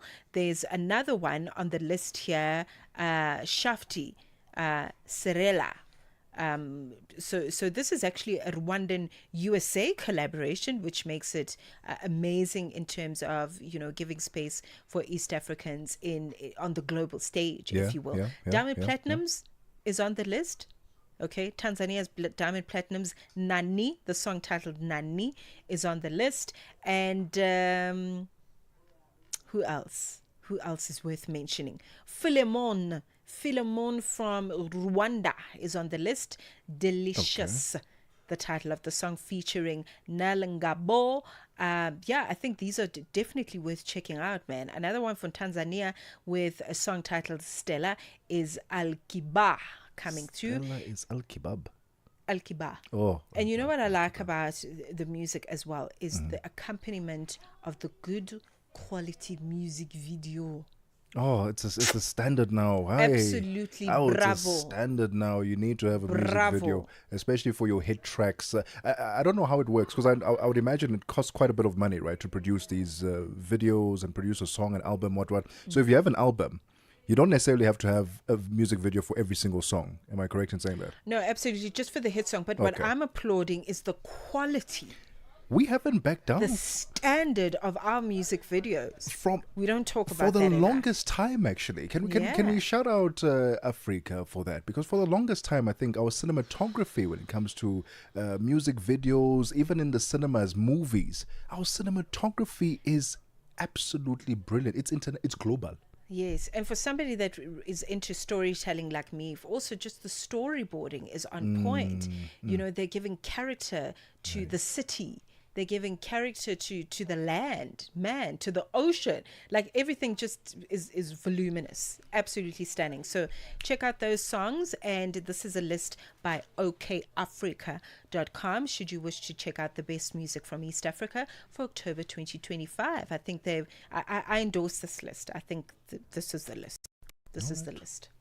If Mmatsheko approves, it's an approval for all of us. It's 3 p.m. Central African time. Let's get the latest news. Onelin Sinti is standing by. SABC News. The African Perspective. Thank you, Tebogo. Looking at your top stories. Cameroon opposition leader Issa Chiroma Bakary is escorted to safety, and Mpox still active in over 15 African countries. Your latest news. Greetings to our listeners. Cameroon opposition leader Issa Chiroma Bakary has been escorted to a secure location by soldiers loyal to him for his protection, a move that could signal a split within the army following a disputed election. Chiroma Bakary made the report to his followers on Facebook today after being holed up in his house since a presidential election on October 12, in which he claimed victory. The disputed election has escalated tension in the country, with security forces accused of killing at least 23 protesters. Cameroon's Constitutional Council on Monday declared President Paul Biya, the world's oldest ruler at 92, as winner of the election, leading to violent protests. Tanzania's government says they're working swiftly to bring back stability in the country as it enters its third day of demonstrations. This follows Wednesday election, which has been criticized as two of President Samia Suluhu Hassan's biggest competitors were barred from participating. Leading members of the European Parliament have since condemned the election, describing them as unleashing an atmosphere of repression, intimidation and fear. Bonola Maribe reports. Protests erupted in Tanzania on Wednesday over the exclusion of the president's two main opposition parties. Police imposed overnight curfews for 2 consecutive nights, and internet access has also been disrupted. Although casualty figures remain unconfirmed, a diplomatic source reported credible claims of dozens of deaths. The government has since said that it has implemented several precautionary measures to restore a sense of normalcy. Bonolo Maribe, SABC News. The United Nations has called for an immediate ceasefire in Al-Fashir, the capital of Sudan's North Darfur region, following its capture by the paramilitary Rapid Support Forces. The UN has warned that the fall of the city marks a dangerous turning point in Sudan's civil war, which has already claimed tens of thousands of lives. Assistant Secretary General for Africa, Martha Ama Akia Probi, painted a grim picture of the situation on the ground. The conflict in Sudan has deteriorated even further. It has caused widespread suffering and new surges of horrific violence. After more than 500 days under siege, the city of El Fasher in North Darfur has been captured by the Rapid Support Forces. only small pockets of resistance remain. Other parts of the country have not been spared from the relentless violence. In recent weeks, fighting has intensified in the Kordofan region. The World Health Organization says 17 countries in Africa have experienced ongoing active transmission of Mpox over the past 6 weeks, with 2,864 confirmed cases, including 17 deaths between September 14 and October 19. The WHO also said that Malaysia, Namibia, the Netherlands, Portugal and Spain have detected the clade I1b Mpox for the first time since the agency's last report. Mpox is a viral infection that spreads through close contact and typically causes flu-like symptoms and pus-filled lesions. It is usually mild but can be lethal. And lastly, a top lawyer in the Israeli media has accepted her dismissal over the leaking of a video that purportedly shows soldiers raping a Palestinian detainee. In her resignation letter, General Yifa Tome Yerushmali admitted responsibility for approving the release of the material. It was broadcast on the Israeli Channel 12, the BBC's Sebastian Asher. The footage shows soldiers at the Stay Tainment Detention Centre taking aside a detainee, then surrounding him with riot shields to block visibility while they allegedly gang raped him. The detainee was subsequently treated for severe injuries. 5 reserve soldiers had been charged over the incident. The video was seen as concrete evidence backing up multiple reports of abuse of Palestinian detainees since the Hamas-led October the 7th attacks.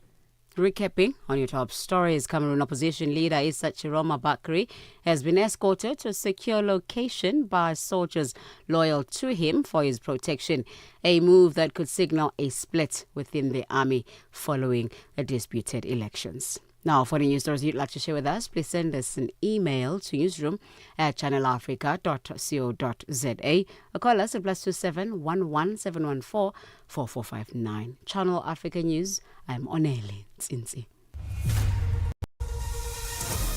SABC News. The African Perspective.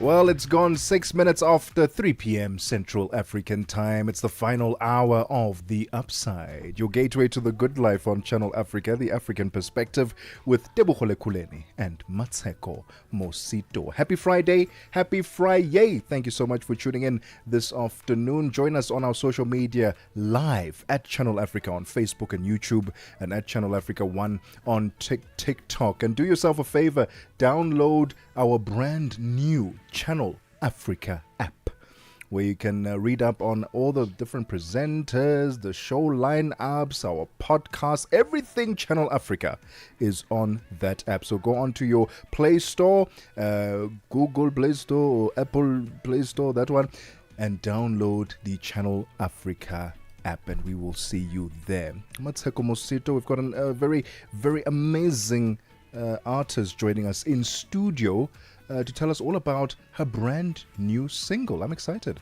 Listen, I don't understand how is it that you and I haven't released a song yet. Okay?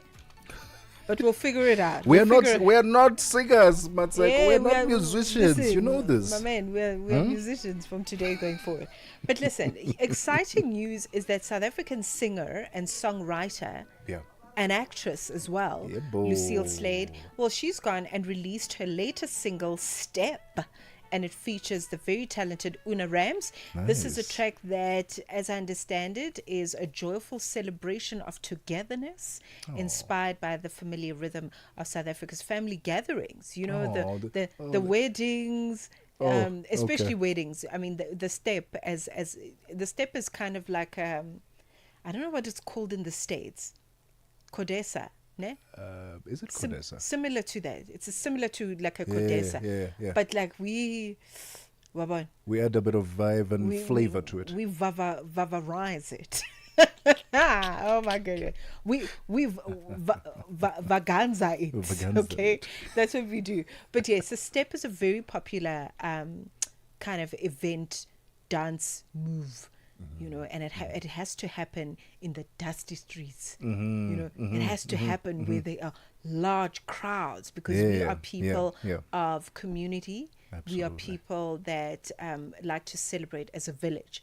Okay, 100%. not 2 or 3 or 4 people. If it's a wedding between 2 people, trust me, 10,000 people are involved in that celebration for 100%. sure. So this is very exciting that they've come up with this concept to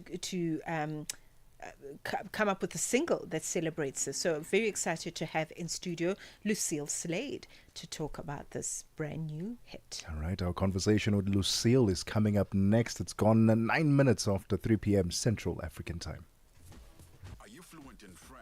Chinyanja, Portuguese, and Kiswahili. Are you passionate about radio? And are you looking to work in South Africa? Do you have papers that qualify you to work in South Africa? In that case, we might have an opportunity for you to work for Channel Africa. Send us your CV and demo at newsroom@channelafrica.co.za. Remember, if you don't hear from us within 14 days, it means you have not made it or you have not been selected. Channel Africa, the African perspective. Nkhanza zokhudza amuna ndi azimayi kapena kuti gender based violence GBV zikuwononga mioyo komanso kuphwasula midzi. Zikuchitika m'manyumba, m'masukulu, malo ogwirira ntchito ndipo kwambiri mwakachetechete, koma sizikuyenera kupitirira. Mukazimva yankhulani. Ngati mwakhuzidwa, funani chithandizo, chifukwa kusachita chilichonse sikuthandiza. Mverani kuma wireless onse 14 a SABC kuchokera lachitatu pa 23 mwezi uno wa Julai kuti mumve zokambirana, malangizo, masewero, zionetsero za maphunziro ndi mafunso okhuza nkhanza za amuna ndi azimayi ndi akatswiri, anthu opulumuka ku nkhanzazi, okhazikitsa lamulo komanso dziko lonse lokhuzidwa ndi nkhanzazi. Zonsezi pa wireless yomwe mumayikonda ya SABC. Imbirani pa nambala 0800 428 428 kuti munene za nkhanzazi kapena kupeza chithandizo. Nkhanza zokhuza amuna ndi azimayi zimatha ndi inu. Kutenga kukufikani kuchokera ku SABC. We are on Open Views Audio Bouquet. Channel 628.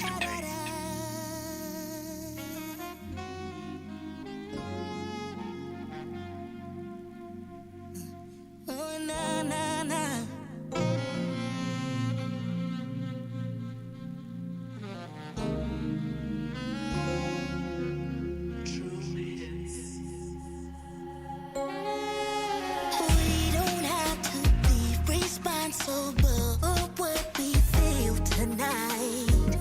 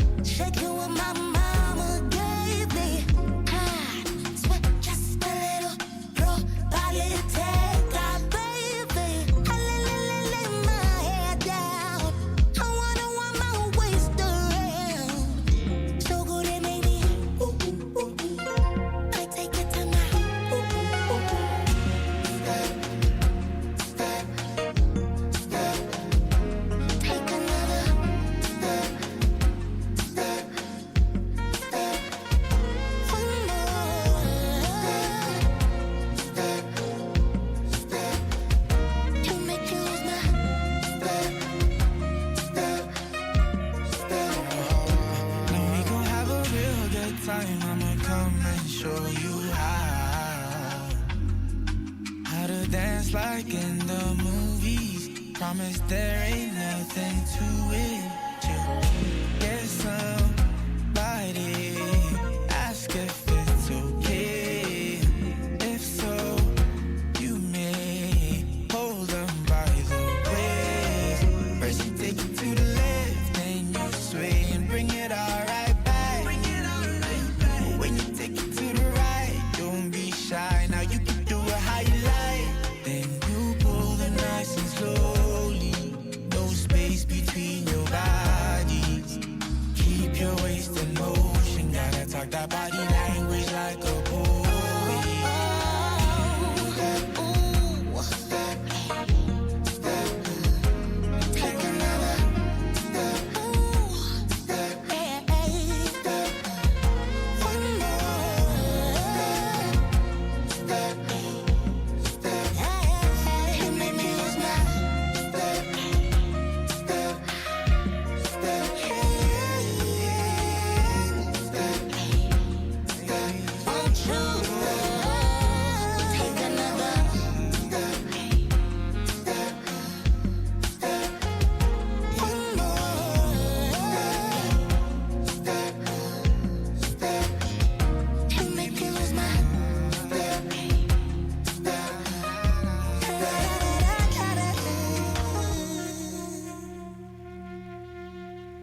It's 15 minutes. Oh, come on now. Stop it. It's 15 minutes after 3 p.m. Central African time. We've got the Queen of Step in the building. Ooh, I like Yeah, this. we've got the Queen of Step in the building, Lucille Slade. She's got Una Rams on that one. It's called Step. And she's joining us in studio to tell us a bit more about it and what we can expect from her for the rest of the year. Yep. Actress, songwriter, musician. Hey, you wear so many hats. Yup. Good afternoon and welcome to the Upside. How you doing? Good afternoon. I'm doing great. How are you guys doing? Fantastic. Tell us about your outfit because we are live and people can see what you're wearing. You're celebrating Halloween, if I'm not mistaken. So I think I look like a Halloween society. So the skirt is like a little tutu, and then I have I just took my unicorn off. Unicorn. So I'm a mixture of many things, which is true to who I am. Mix of many things. Girl from Kimberley in Johannesburg, working, doing music, Rastep. Wait, but is there a specific hat that you prefer wearing? Right now. I mean, currently I also work in the sales and marketing department at Academy of Sound Engineering, so I just hopped across the road to come here. No, it wasn't that far at all. Not at all. Look like it is so 10 steps. I prefer musician still. Singer, still songwriter. Yeah. And I think everything else speaks to what I do, even what I do at ASC. Yeah. Help with the music business. That's taught me so much.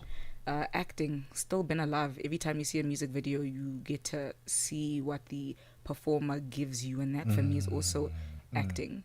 So all of that encompasses me.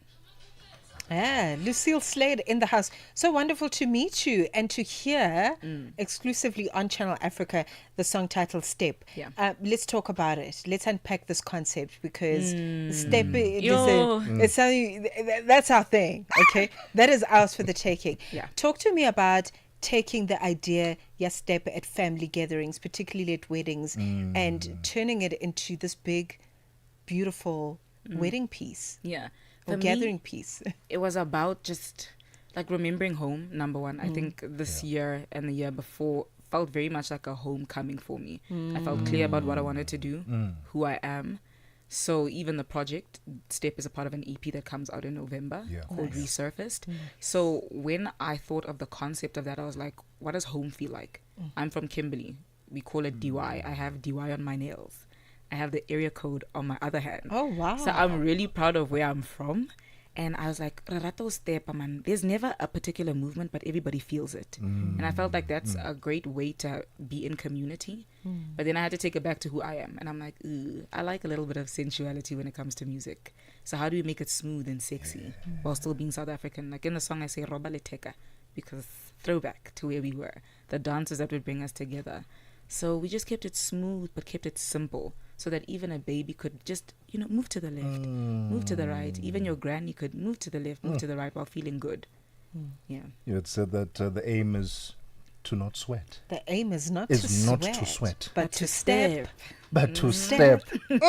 Step. Listen, we're hanging out with the one and only Lucille Slade. She's just released a Step with Una Rams ahead of her EP, which will be dropping in November. It's called Resurfaced. And we'll talk all about that after a quick breather. I want to play a quick game of chance with you. Ooh, but I've got Don't be scared. Don't be scared. Don't be scared. I've got a deck of cards here. We're going to have 3 rounds of this game. Okay? This is round number 1. We want to see if the odds are indeed in your favor. All you are going to do is simply predict whether it's black or red, the card that you're about to take. Black or red. Let's shuffle it one more time. Quick shuffle, quick shuffle. Wow, because I'm actually dressed in black and red. Ooh, now you're conflicted. Now you've really got to tap into your intuition here. All right. Okay. Step number 1. Black or red? Red. Here we go. Take it out and show the camera. Oh, it's black. It's a black. It's a black. All right, don't worry. Okay. 2 more rounds to go, 2 more steps to go.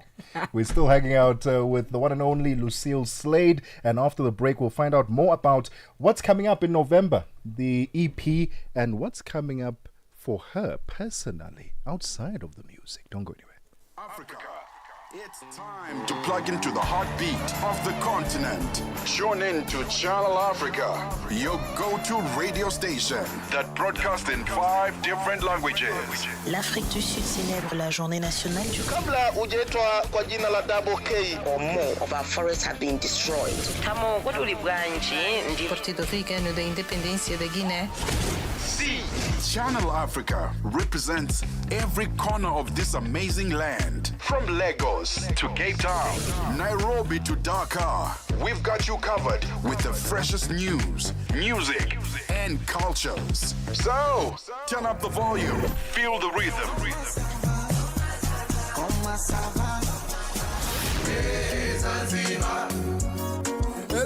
Enjoy the conversation. Channel Africa, the African perspective. This is The Upside for the best African vibes, groundbreaking content. 20 minutes past 3 p.m. in Central African time. A pleasure to have you join us in the grand finale of our show this afternoon. We get to hang out. Listen, aren't you jealous? We get to hang out with wonderful musicians since it is a Friday. We're talking about the brand new single Step by the one and only Lucille Slade, and it features Una Rams, and we're just talking about inspiration behind the music. We are a day away from Halloween, okay? Oh, how's it today? I think isn't it on the 1st? It's the last day, isn't it? Today is the last day. It's today. Yeah, it is today. It's today. Yeah, 100%. It's today. Should have worn something, actually. It's today. It's today. A mask. Today's Halloween. Brand new music coming through by Lucille Slade. Talk to us about you and Una Rams. I understand that the musical collaboration started quite a minute ago. Yeah. And then you came together for the single. Yeah, so we were on his mixtape. Hold Me When It's Cold. So amazing. Nice. I think easily one of the best R&B projects. I think listening to it when it's cold, because Hold Me When It's Cold is the perfect description. Every song on there feels like a warm hug, and then he obviously sings in Venda. But I met Una I think about 3 years ago officially. We have 3 songs together. One was released on his project, this one will be on mine, and then there's another one. And he's just I always say, like, the most interesting writer. Versatile but simple. Melodies are his strong suit, but he always makes you want to sing along. So he's kind of got that like ear bag. And I like that he's not in a box, because that's what I feel like the industry needs. It needs people who aren't in a box, and that's 100%. How I see myself. I'm like, if you're like, oh, what genre do you do? I'm like, just listen. Just listen to the music. Yes. Enjoy it. If you like it, then I'm for you. I love that. Yeah. I enjoy your energy. You're very self-assured. Ooh, you know, and also and I make that point deliberately because it comes out in the music. I really enjoy that. Yeah, I need to find out about this EP that's coming up, Resurfaced. Talk to us about the evolution, your growth, sonically, personally, on that EP, and what we can look forward to. So I had this album, my first ever album, when I was signed to a label. Yeah. I think we're almost coming up on 10 years. Wow. So we call that Scratch the Surface. And I loved some of those songs so much, but I feel like in 2025, I still love the lyrical content from some of the music that was on that project. And I said, let's take some of those songs, reimagine them in 2025. What would that sound like? Because it just, I think the lyrics are still relevant. I think those melodies are still relevant. But was the production relevant for 2025? No. And I finally found the people who'd help me reshape that with a few new songs. So this one feels like Scratch the Surface was just obviously you getting to know me. But Resurface feels like kind of coming back up, but very comfortably so. Like a phoenix rising from the ashes, girl. I feel very, very excited for people to hear this. I'm very excited. Yeah. That's very nice. Okay. Let us know if you've heard the brand new single. I'm assuming it's already out on digital platforms, hey? Yeah. Let's talk about just perhaps other women that you would like to work with, whether they're in different genres or, how are you thinking about collaborating with other feminines going forward? So for Shakana, that would be great. I just feel like I need to find the right song. I just have to find the right song and send it to her. Ira Star. Love Ira Star, love Tim's. Very much in my whirlwind. I think people who are they're themselves, and that's what I like. I like people who take the time to get to know who they are. I'm not really into the being like anything that has come before me. You'll be influenced by it, but I like women who feel very much like themselves. Yeah, so for me, Shakana, Ira, Tim's. I love the Piano Ladies. Oh my god. Just like as a brand. Yeah. Listen, if not Mahu, then who? Oh my god. If not Mahu, love Mahu. Love her confidence. I also think when you get to watch somebody be who they are in their space, own it and do so happily, that's why I like her. I like what she gives off. Yeah. I love that.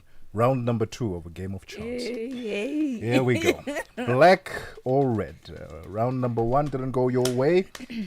Round number 2. Okay. Black or red? Okay. What are you feeling? Step number 2, actually. It looks like it's black. Black. Here we go. No, oh my goodness. Oh, and I wanted to agree with you for a second. Yeah, I did see like a flicker of red. Did you? I did. We've got one more round. One more round. Don't worry. You can still redeem yourself. I understand that you want us to do a quick dance challenge. Step. Yo, please sing that because I'm really not doing justice to it. Please. Where would I go? Okay, step. Take another step. Step. Ooh, one more step. Ooh, make me lose my step. Oh. That's all I could think of. Come on now. All right. So how are we going to do this? Are we going to have Ukatu playing it while we are doing the step? So the chorus, let's do all right. is where we need to go. All right, let's do it. Let's do this. Out loud, let's do this.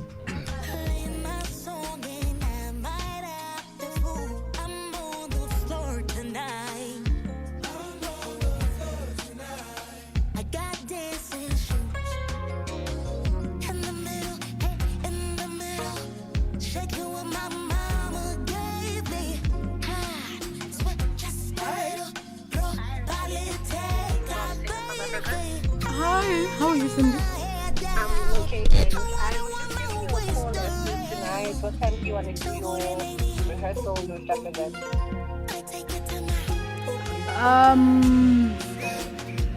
Wow. I'm gonna leave here around 4:30. Yeah, so I'm sure when I arrive. Well, that's news to me. Sorry? You guys are telling me on the day.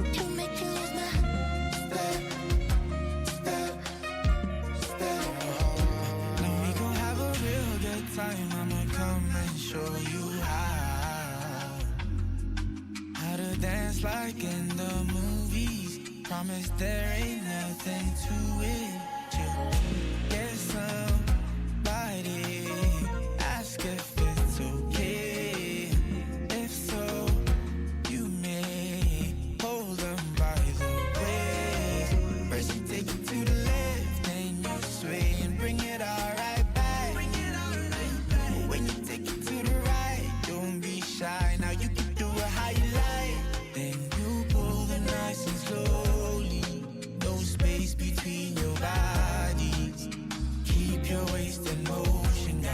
That body language like a poet.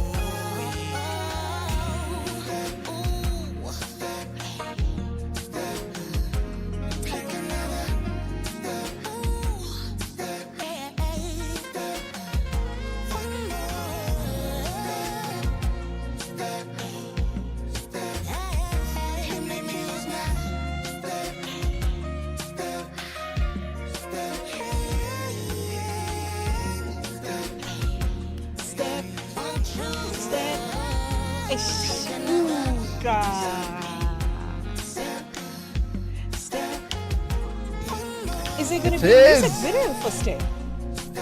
Ooh, is that what you're working on right now? Please tell me there's a music video. Oh, please. We're doing everything in our power to make sure there's a video because I think it needs one. Man. Oh, it definitely needs So, one. Listen, you've been doing these challenges with almost everyone, wherever you go. Yeah. Pile those up. There's a music video right there. Oh, fair. Another way to add into. You see? There we That's go. another. No, but we have to have one. We have to have one. Lucille, it's been an absolute honor, a pleasure having you on the show. You exposed my two left feet. It's going to live on the on internet forever, but that's for me. Where can we follow you on the socials? And do you have a gig guide? Do you have something that we can follow over the next couple of weeks, months? Let us know. So Lucille Slade on all social media platforms. Yeah. Gigging, we're actually trying to put together an event for the EP. So that we can exclusively perform the music there. Nice. But in terms of performances, we'll just keep everyone posted on the social media. Okay. 1000%. Love it. All right, Lucille Slade, before you leave the building, round number 3, a game of chance. Quick one. Intuition. Redeem yourself. You get this one right. Get this one. You've won the whole day, please. Actually, the whole year. I'm rooting for you. The whole year. Step number 3. Black or red? Lucille Slade. Here we go. Which one is it? What are you feeling? I think it's black. Trust yourself. Trust yourself. Is it black? No. Lucille. Quickly, black or red? I'm gonna cry. Red. Yes! She did red. Wonderful. It's 31 minutes after 3 p.m. Central African time. Let's get the latest in sports with Musibudi Makura. Sports on Channel Africa. The African perspective. From the sports desk, we'll start with the story. So Zambia's head coach Nora Hoptul was full of pride this after guiding the Copper Queens to qualification of the Total Energies CAF Women's Africa Cup of Nations tournament in 2026 following a commanding display in a 3-0 win over Namibia that sealed their place at next year's Continental Showpiece. Now, Zambia's qualification achieved with a 7-2 aggregate victory was secured with a near flawless performance in front of a jubilant home crowd, with the Copper Queens attacking verb as well as a defensive display overwhelming their opponents. Now, Hoptul said it was a close to perfection as her side has produced in recent months. She also insisted the qualification was a product of a true team effort built on unity, belief as well as opportunity. The Swiss-born tactician, who has led Zambia through steady progress since taking charge, said she relishes the challenges ahead rather than fearing them. She also praised CAF for expanding the upcoming WAFCON tournament to about 16 teams, a move she believes reflects the continent's rapid growth in women's football. On to cricket news now. India's Jamia Rodriguez said she has struggled with anxiety at the Women's World Cup, but her determination to contribute helped her overcome being dropped early in the tournament to score a match-winning century in the semi-final win against Australia. So fueled by Rodriguez's unbeaten 127, India pulled off a record chase of 339 runs at the DY Patel Stadium in Navi Mumbai on Thursday to seal a 5-wicket victory and beat the defending champions and book their place in Sunday's final, where they'll face off with South Africa. So the 25-year-old all-rounder missed the 2022 edition due to a dip in form before fighting her way back in the squad. Facing the pressure of playing in a World Cup on home soil, Rodriguez struggled for consistency, posting 2 ducks as well as a pair of 30s before being dropped for India's group stage match against England. She said she often broke down as she called her parents as they tried to cope with her, with the pressure, of course, that she was under in terms of delivering for Team India at this year's World Cup. I was going through a lot of anxiety at the starting of the tournament, and it was a lot, before few games also, I used to call my mom and cry the entire time, just let it all out. Because when you're going through anxiety, you just feel numb. You don't know what to do. You're trying to be yourself. And also in this time, my mom, my dad, they supported me a lot. And also there was Arundhati, who I think almost every day I've cried in front. Almost every day I've cried in front of her. Later I was joking. I said, "You don't come in front of me, I'll start crying." But she checked on me every single day.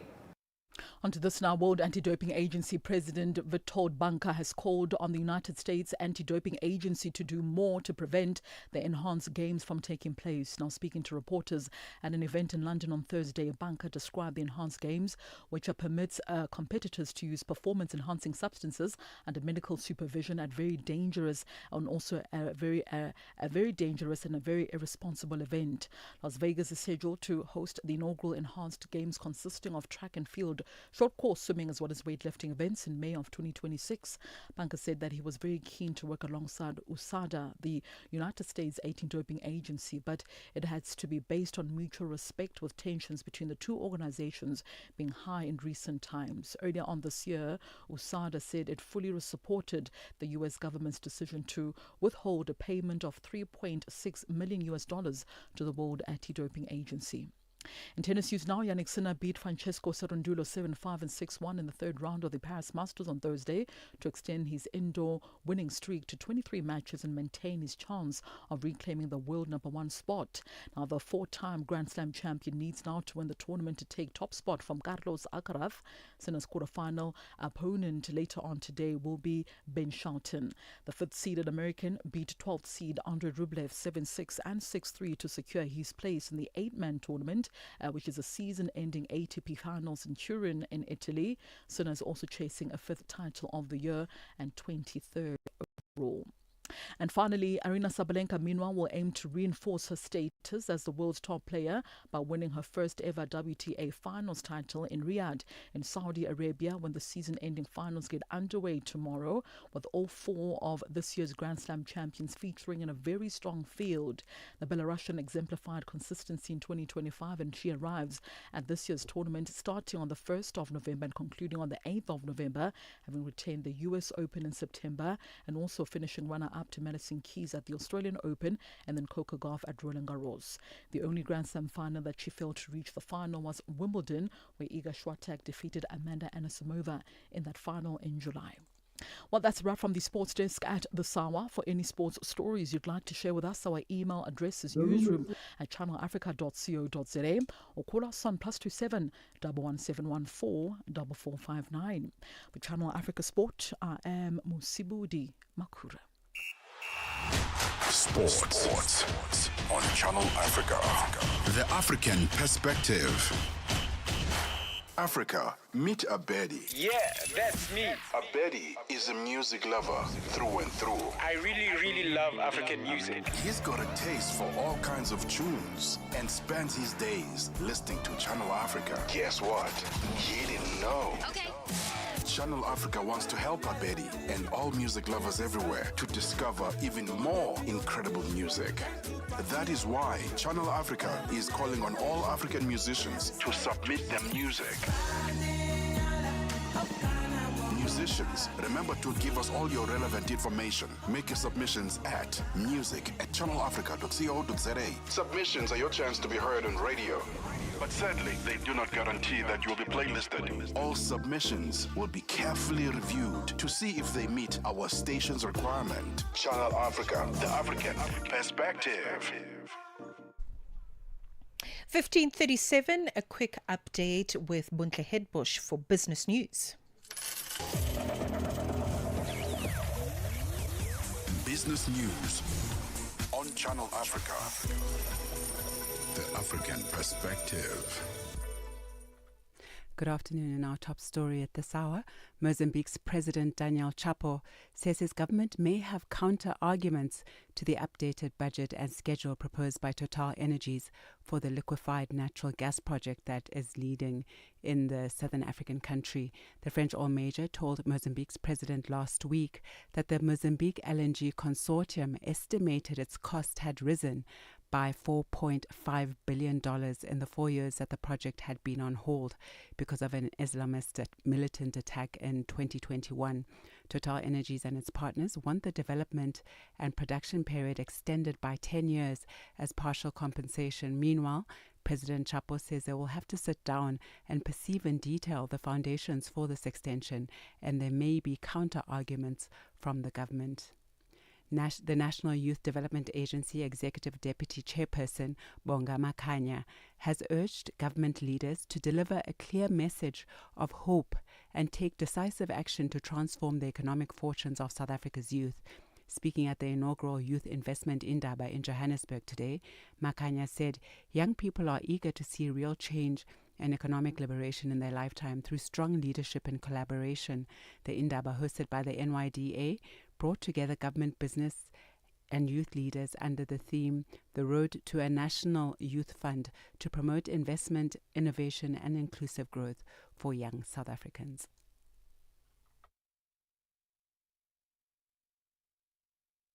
Here today, GP, because young people across South Africa want to hear a message of hope. They want to hear a message of hope from yourself, from us as young leaders, from the Deputy Minister who's here, because young people want to achieve economic freedom.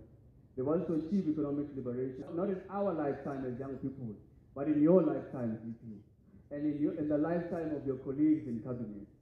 So we want to see the fortunes of young people change through your direct leadership and your direct involvement in making sure that we drive the type of support that we want to see as young people.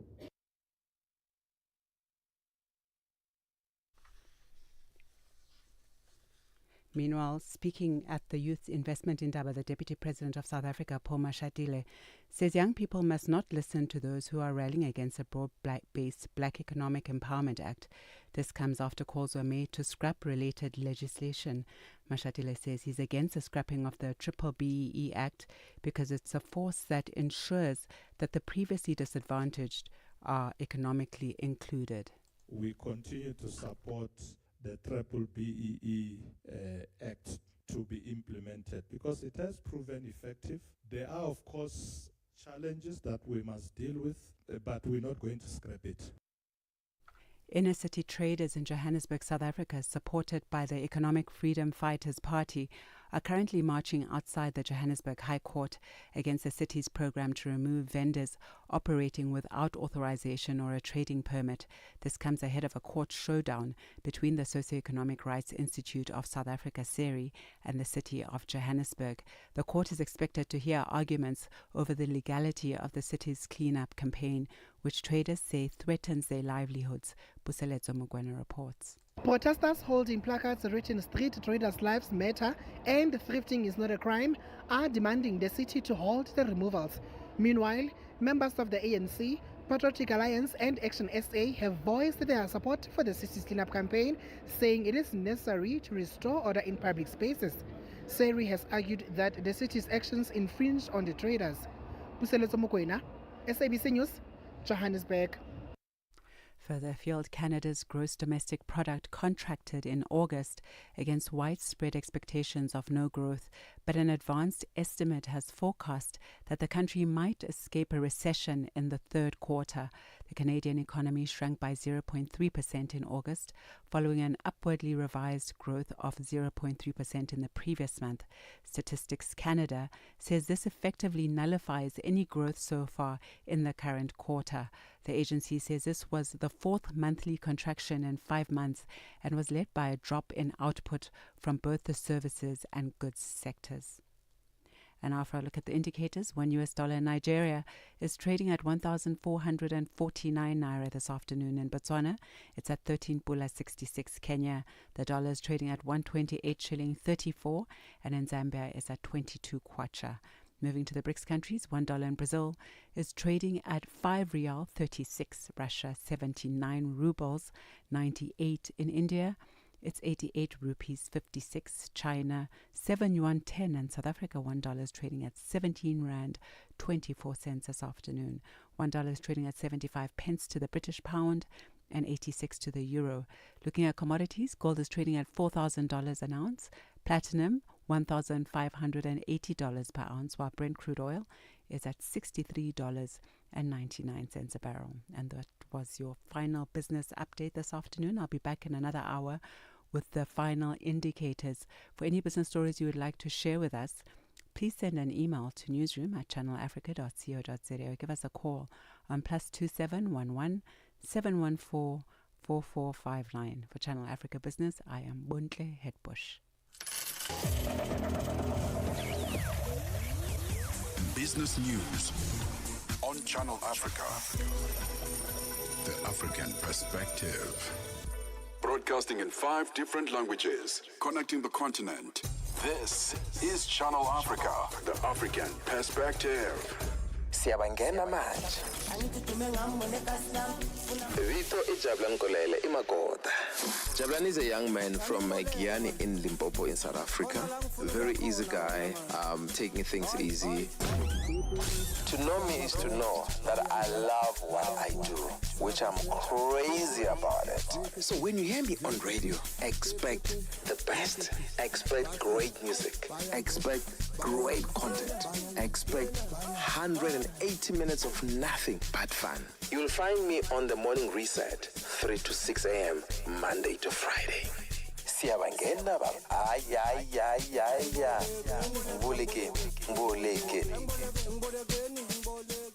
In this episode of Channel Africa Conversations, Peter talks to Dr. Tulisile Buddha, an academic, author, and an expert in indigenous knowledge systems. Join us for a compelling discussion on preserving African languages and traditions in the digital era.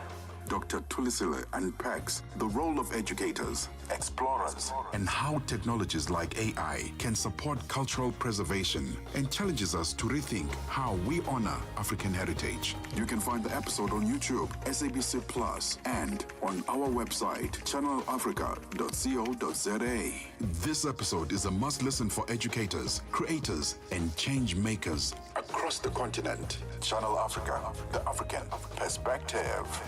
No matter where you are, Channel Africa is always with you.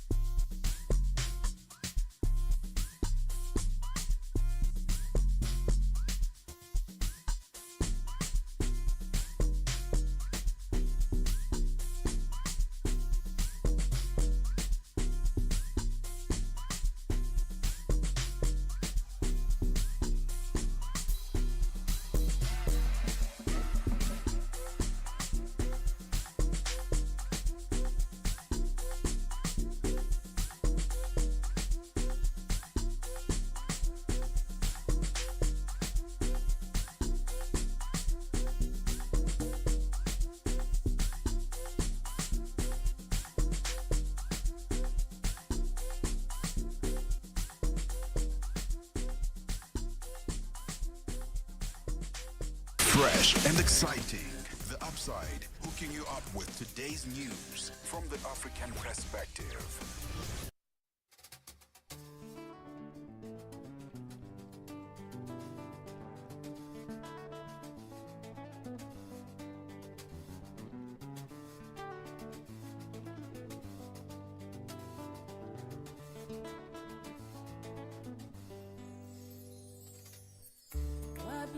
Kopamela, Kepako,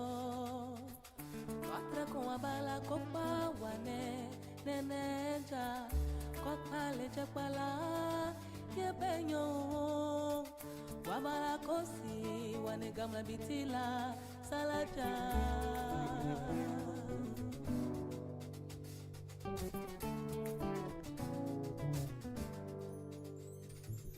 Wano kopa todo kupiko kopa nyanye penyoya jepa kopa nyanye pupue kopa labo penyo ya jepa ko wabi akopa mela jepa ko kopa le jepa la penyo babara kosi wane gamla bitila salaja.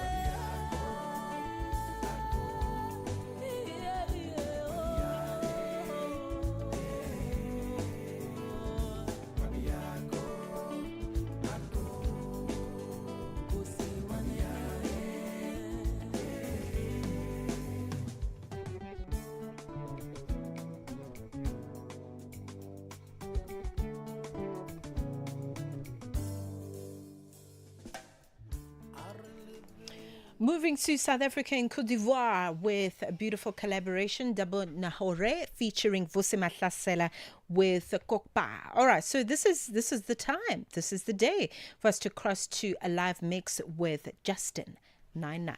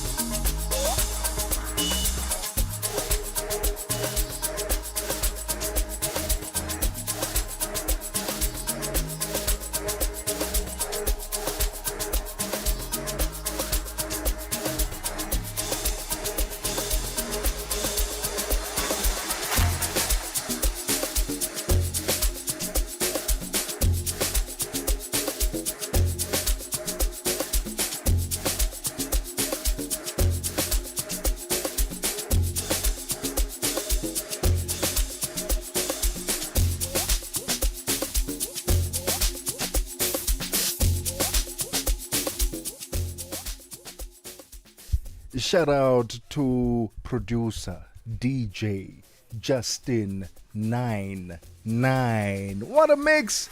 What a live mix that was. Shout out to you, man. Thank you so much for that mix. If you'd like to revisit some of our conversations, not just the conversations, but also the mix that you just heard, check out our brand new app, Channel Africa. Just search it on your Play Store, your Apple Store, whatever, and download it on your Android or your iOS device and revisit some of our conversations also on www.channelafrica.co.za. Stream us on social media at Channel Africa on Facebook and YouTube and at Channel Africa 1 on TikTok. It's time for us to introduce and hand over the mic to the Queen of African Business, Tami Ngubeni. How are you doing? What's coming up on the show? My goodness, just coming into the studio this afternoon, I was just ready for the weekend. It's a party here. It is a party. I was ready to get down. Well, look, what's going down in the world of business? Here's somebody who's going down because he is so up. You know, Zimbabwe's wealthiest individual. He's seen an increase in his net worth of, guess how much? In percentage or in proper in dollars? In dollars. I would say 30 million. All right, 50 million. Okay, 500 million. Within that range. Within that range, Okay. but not that. Look, $100 million increase in his net worth.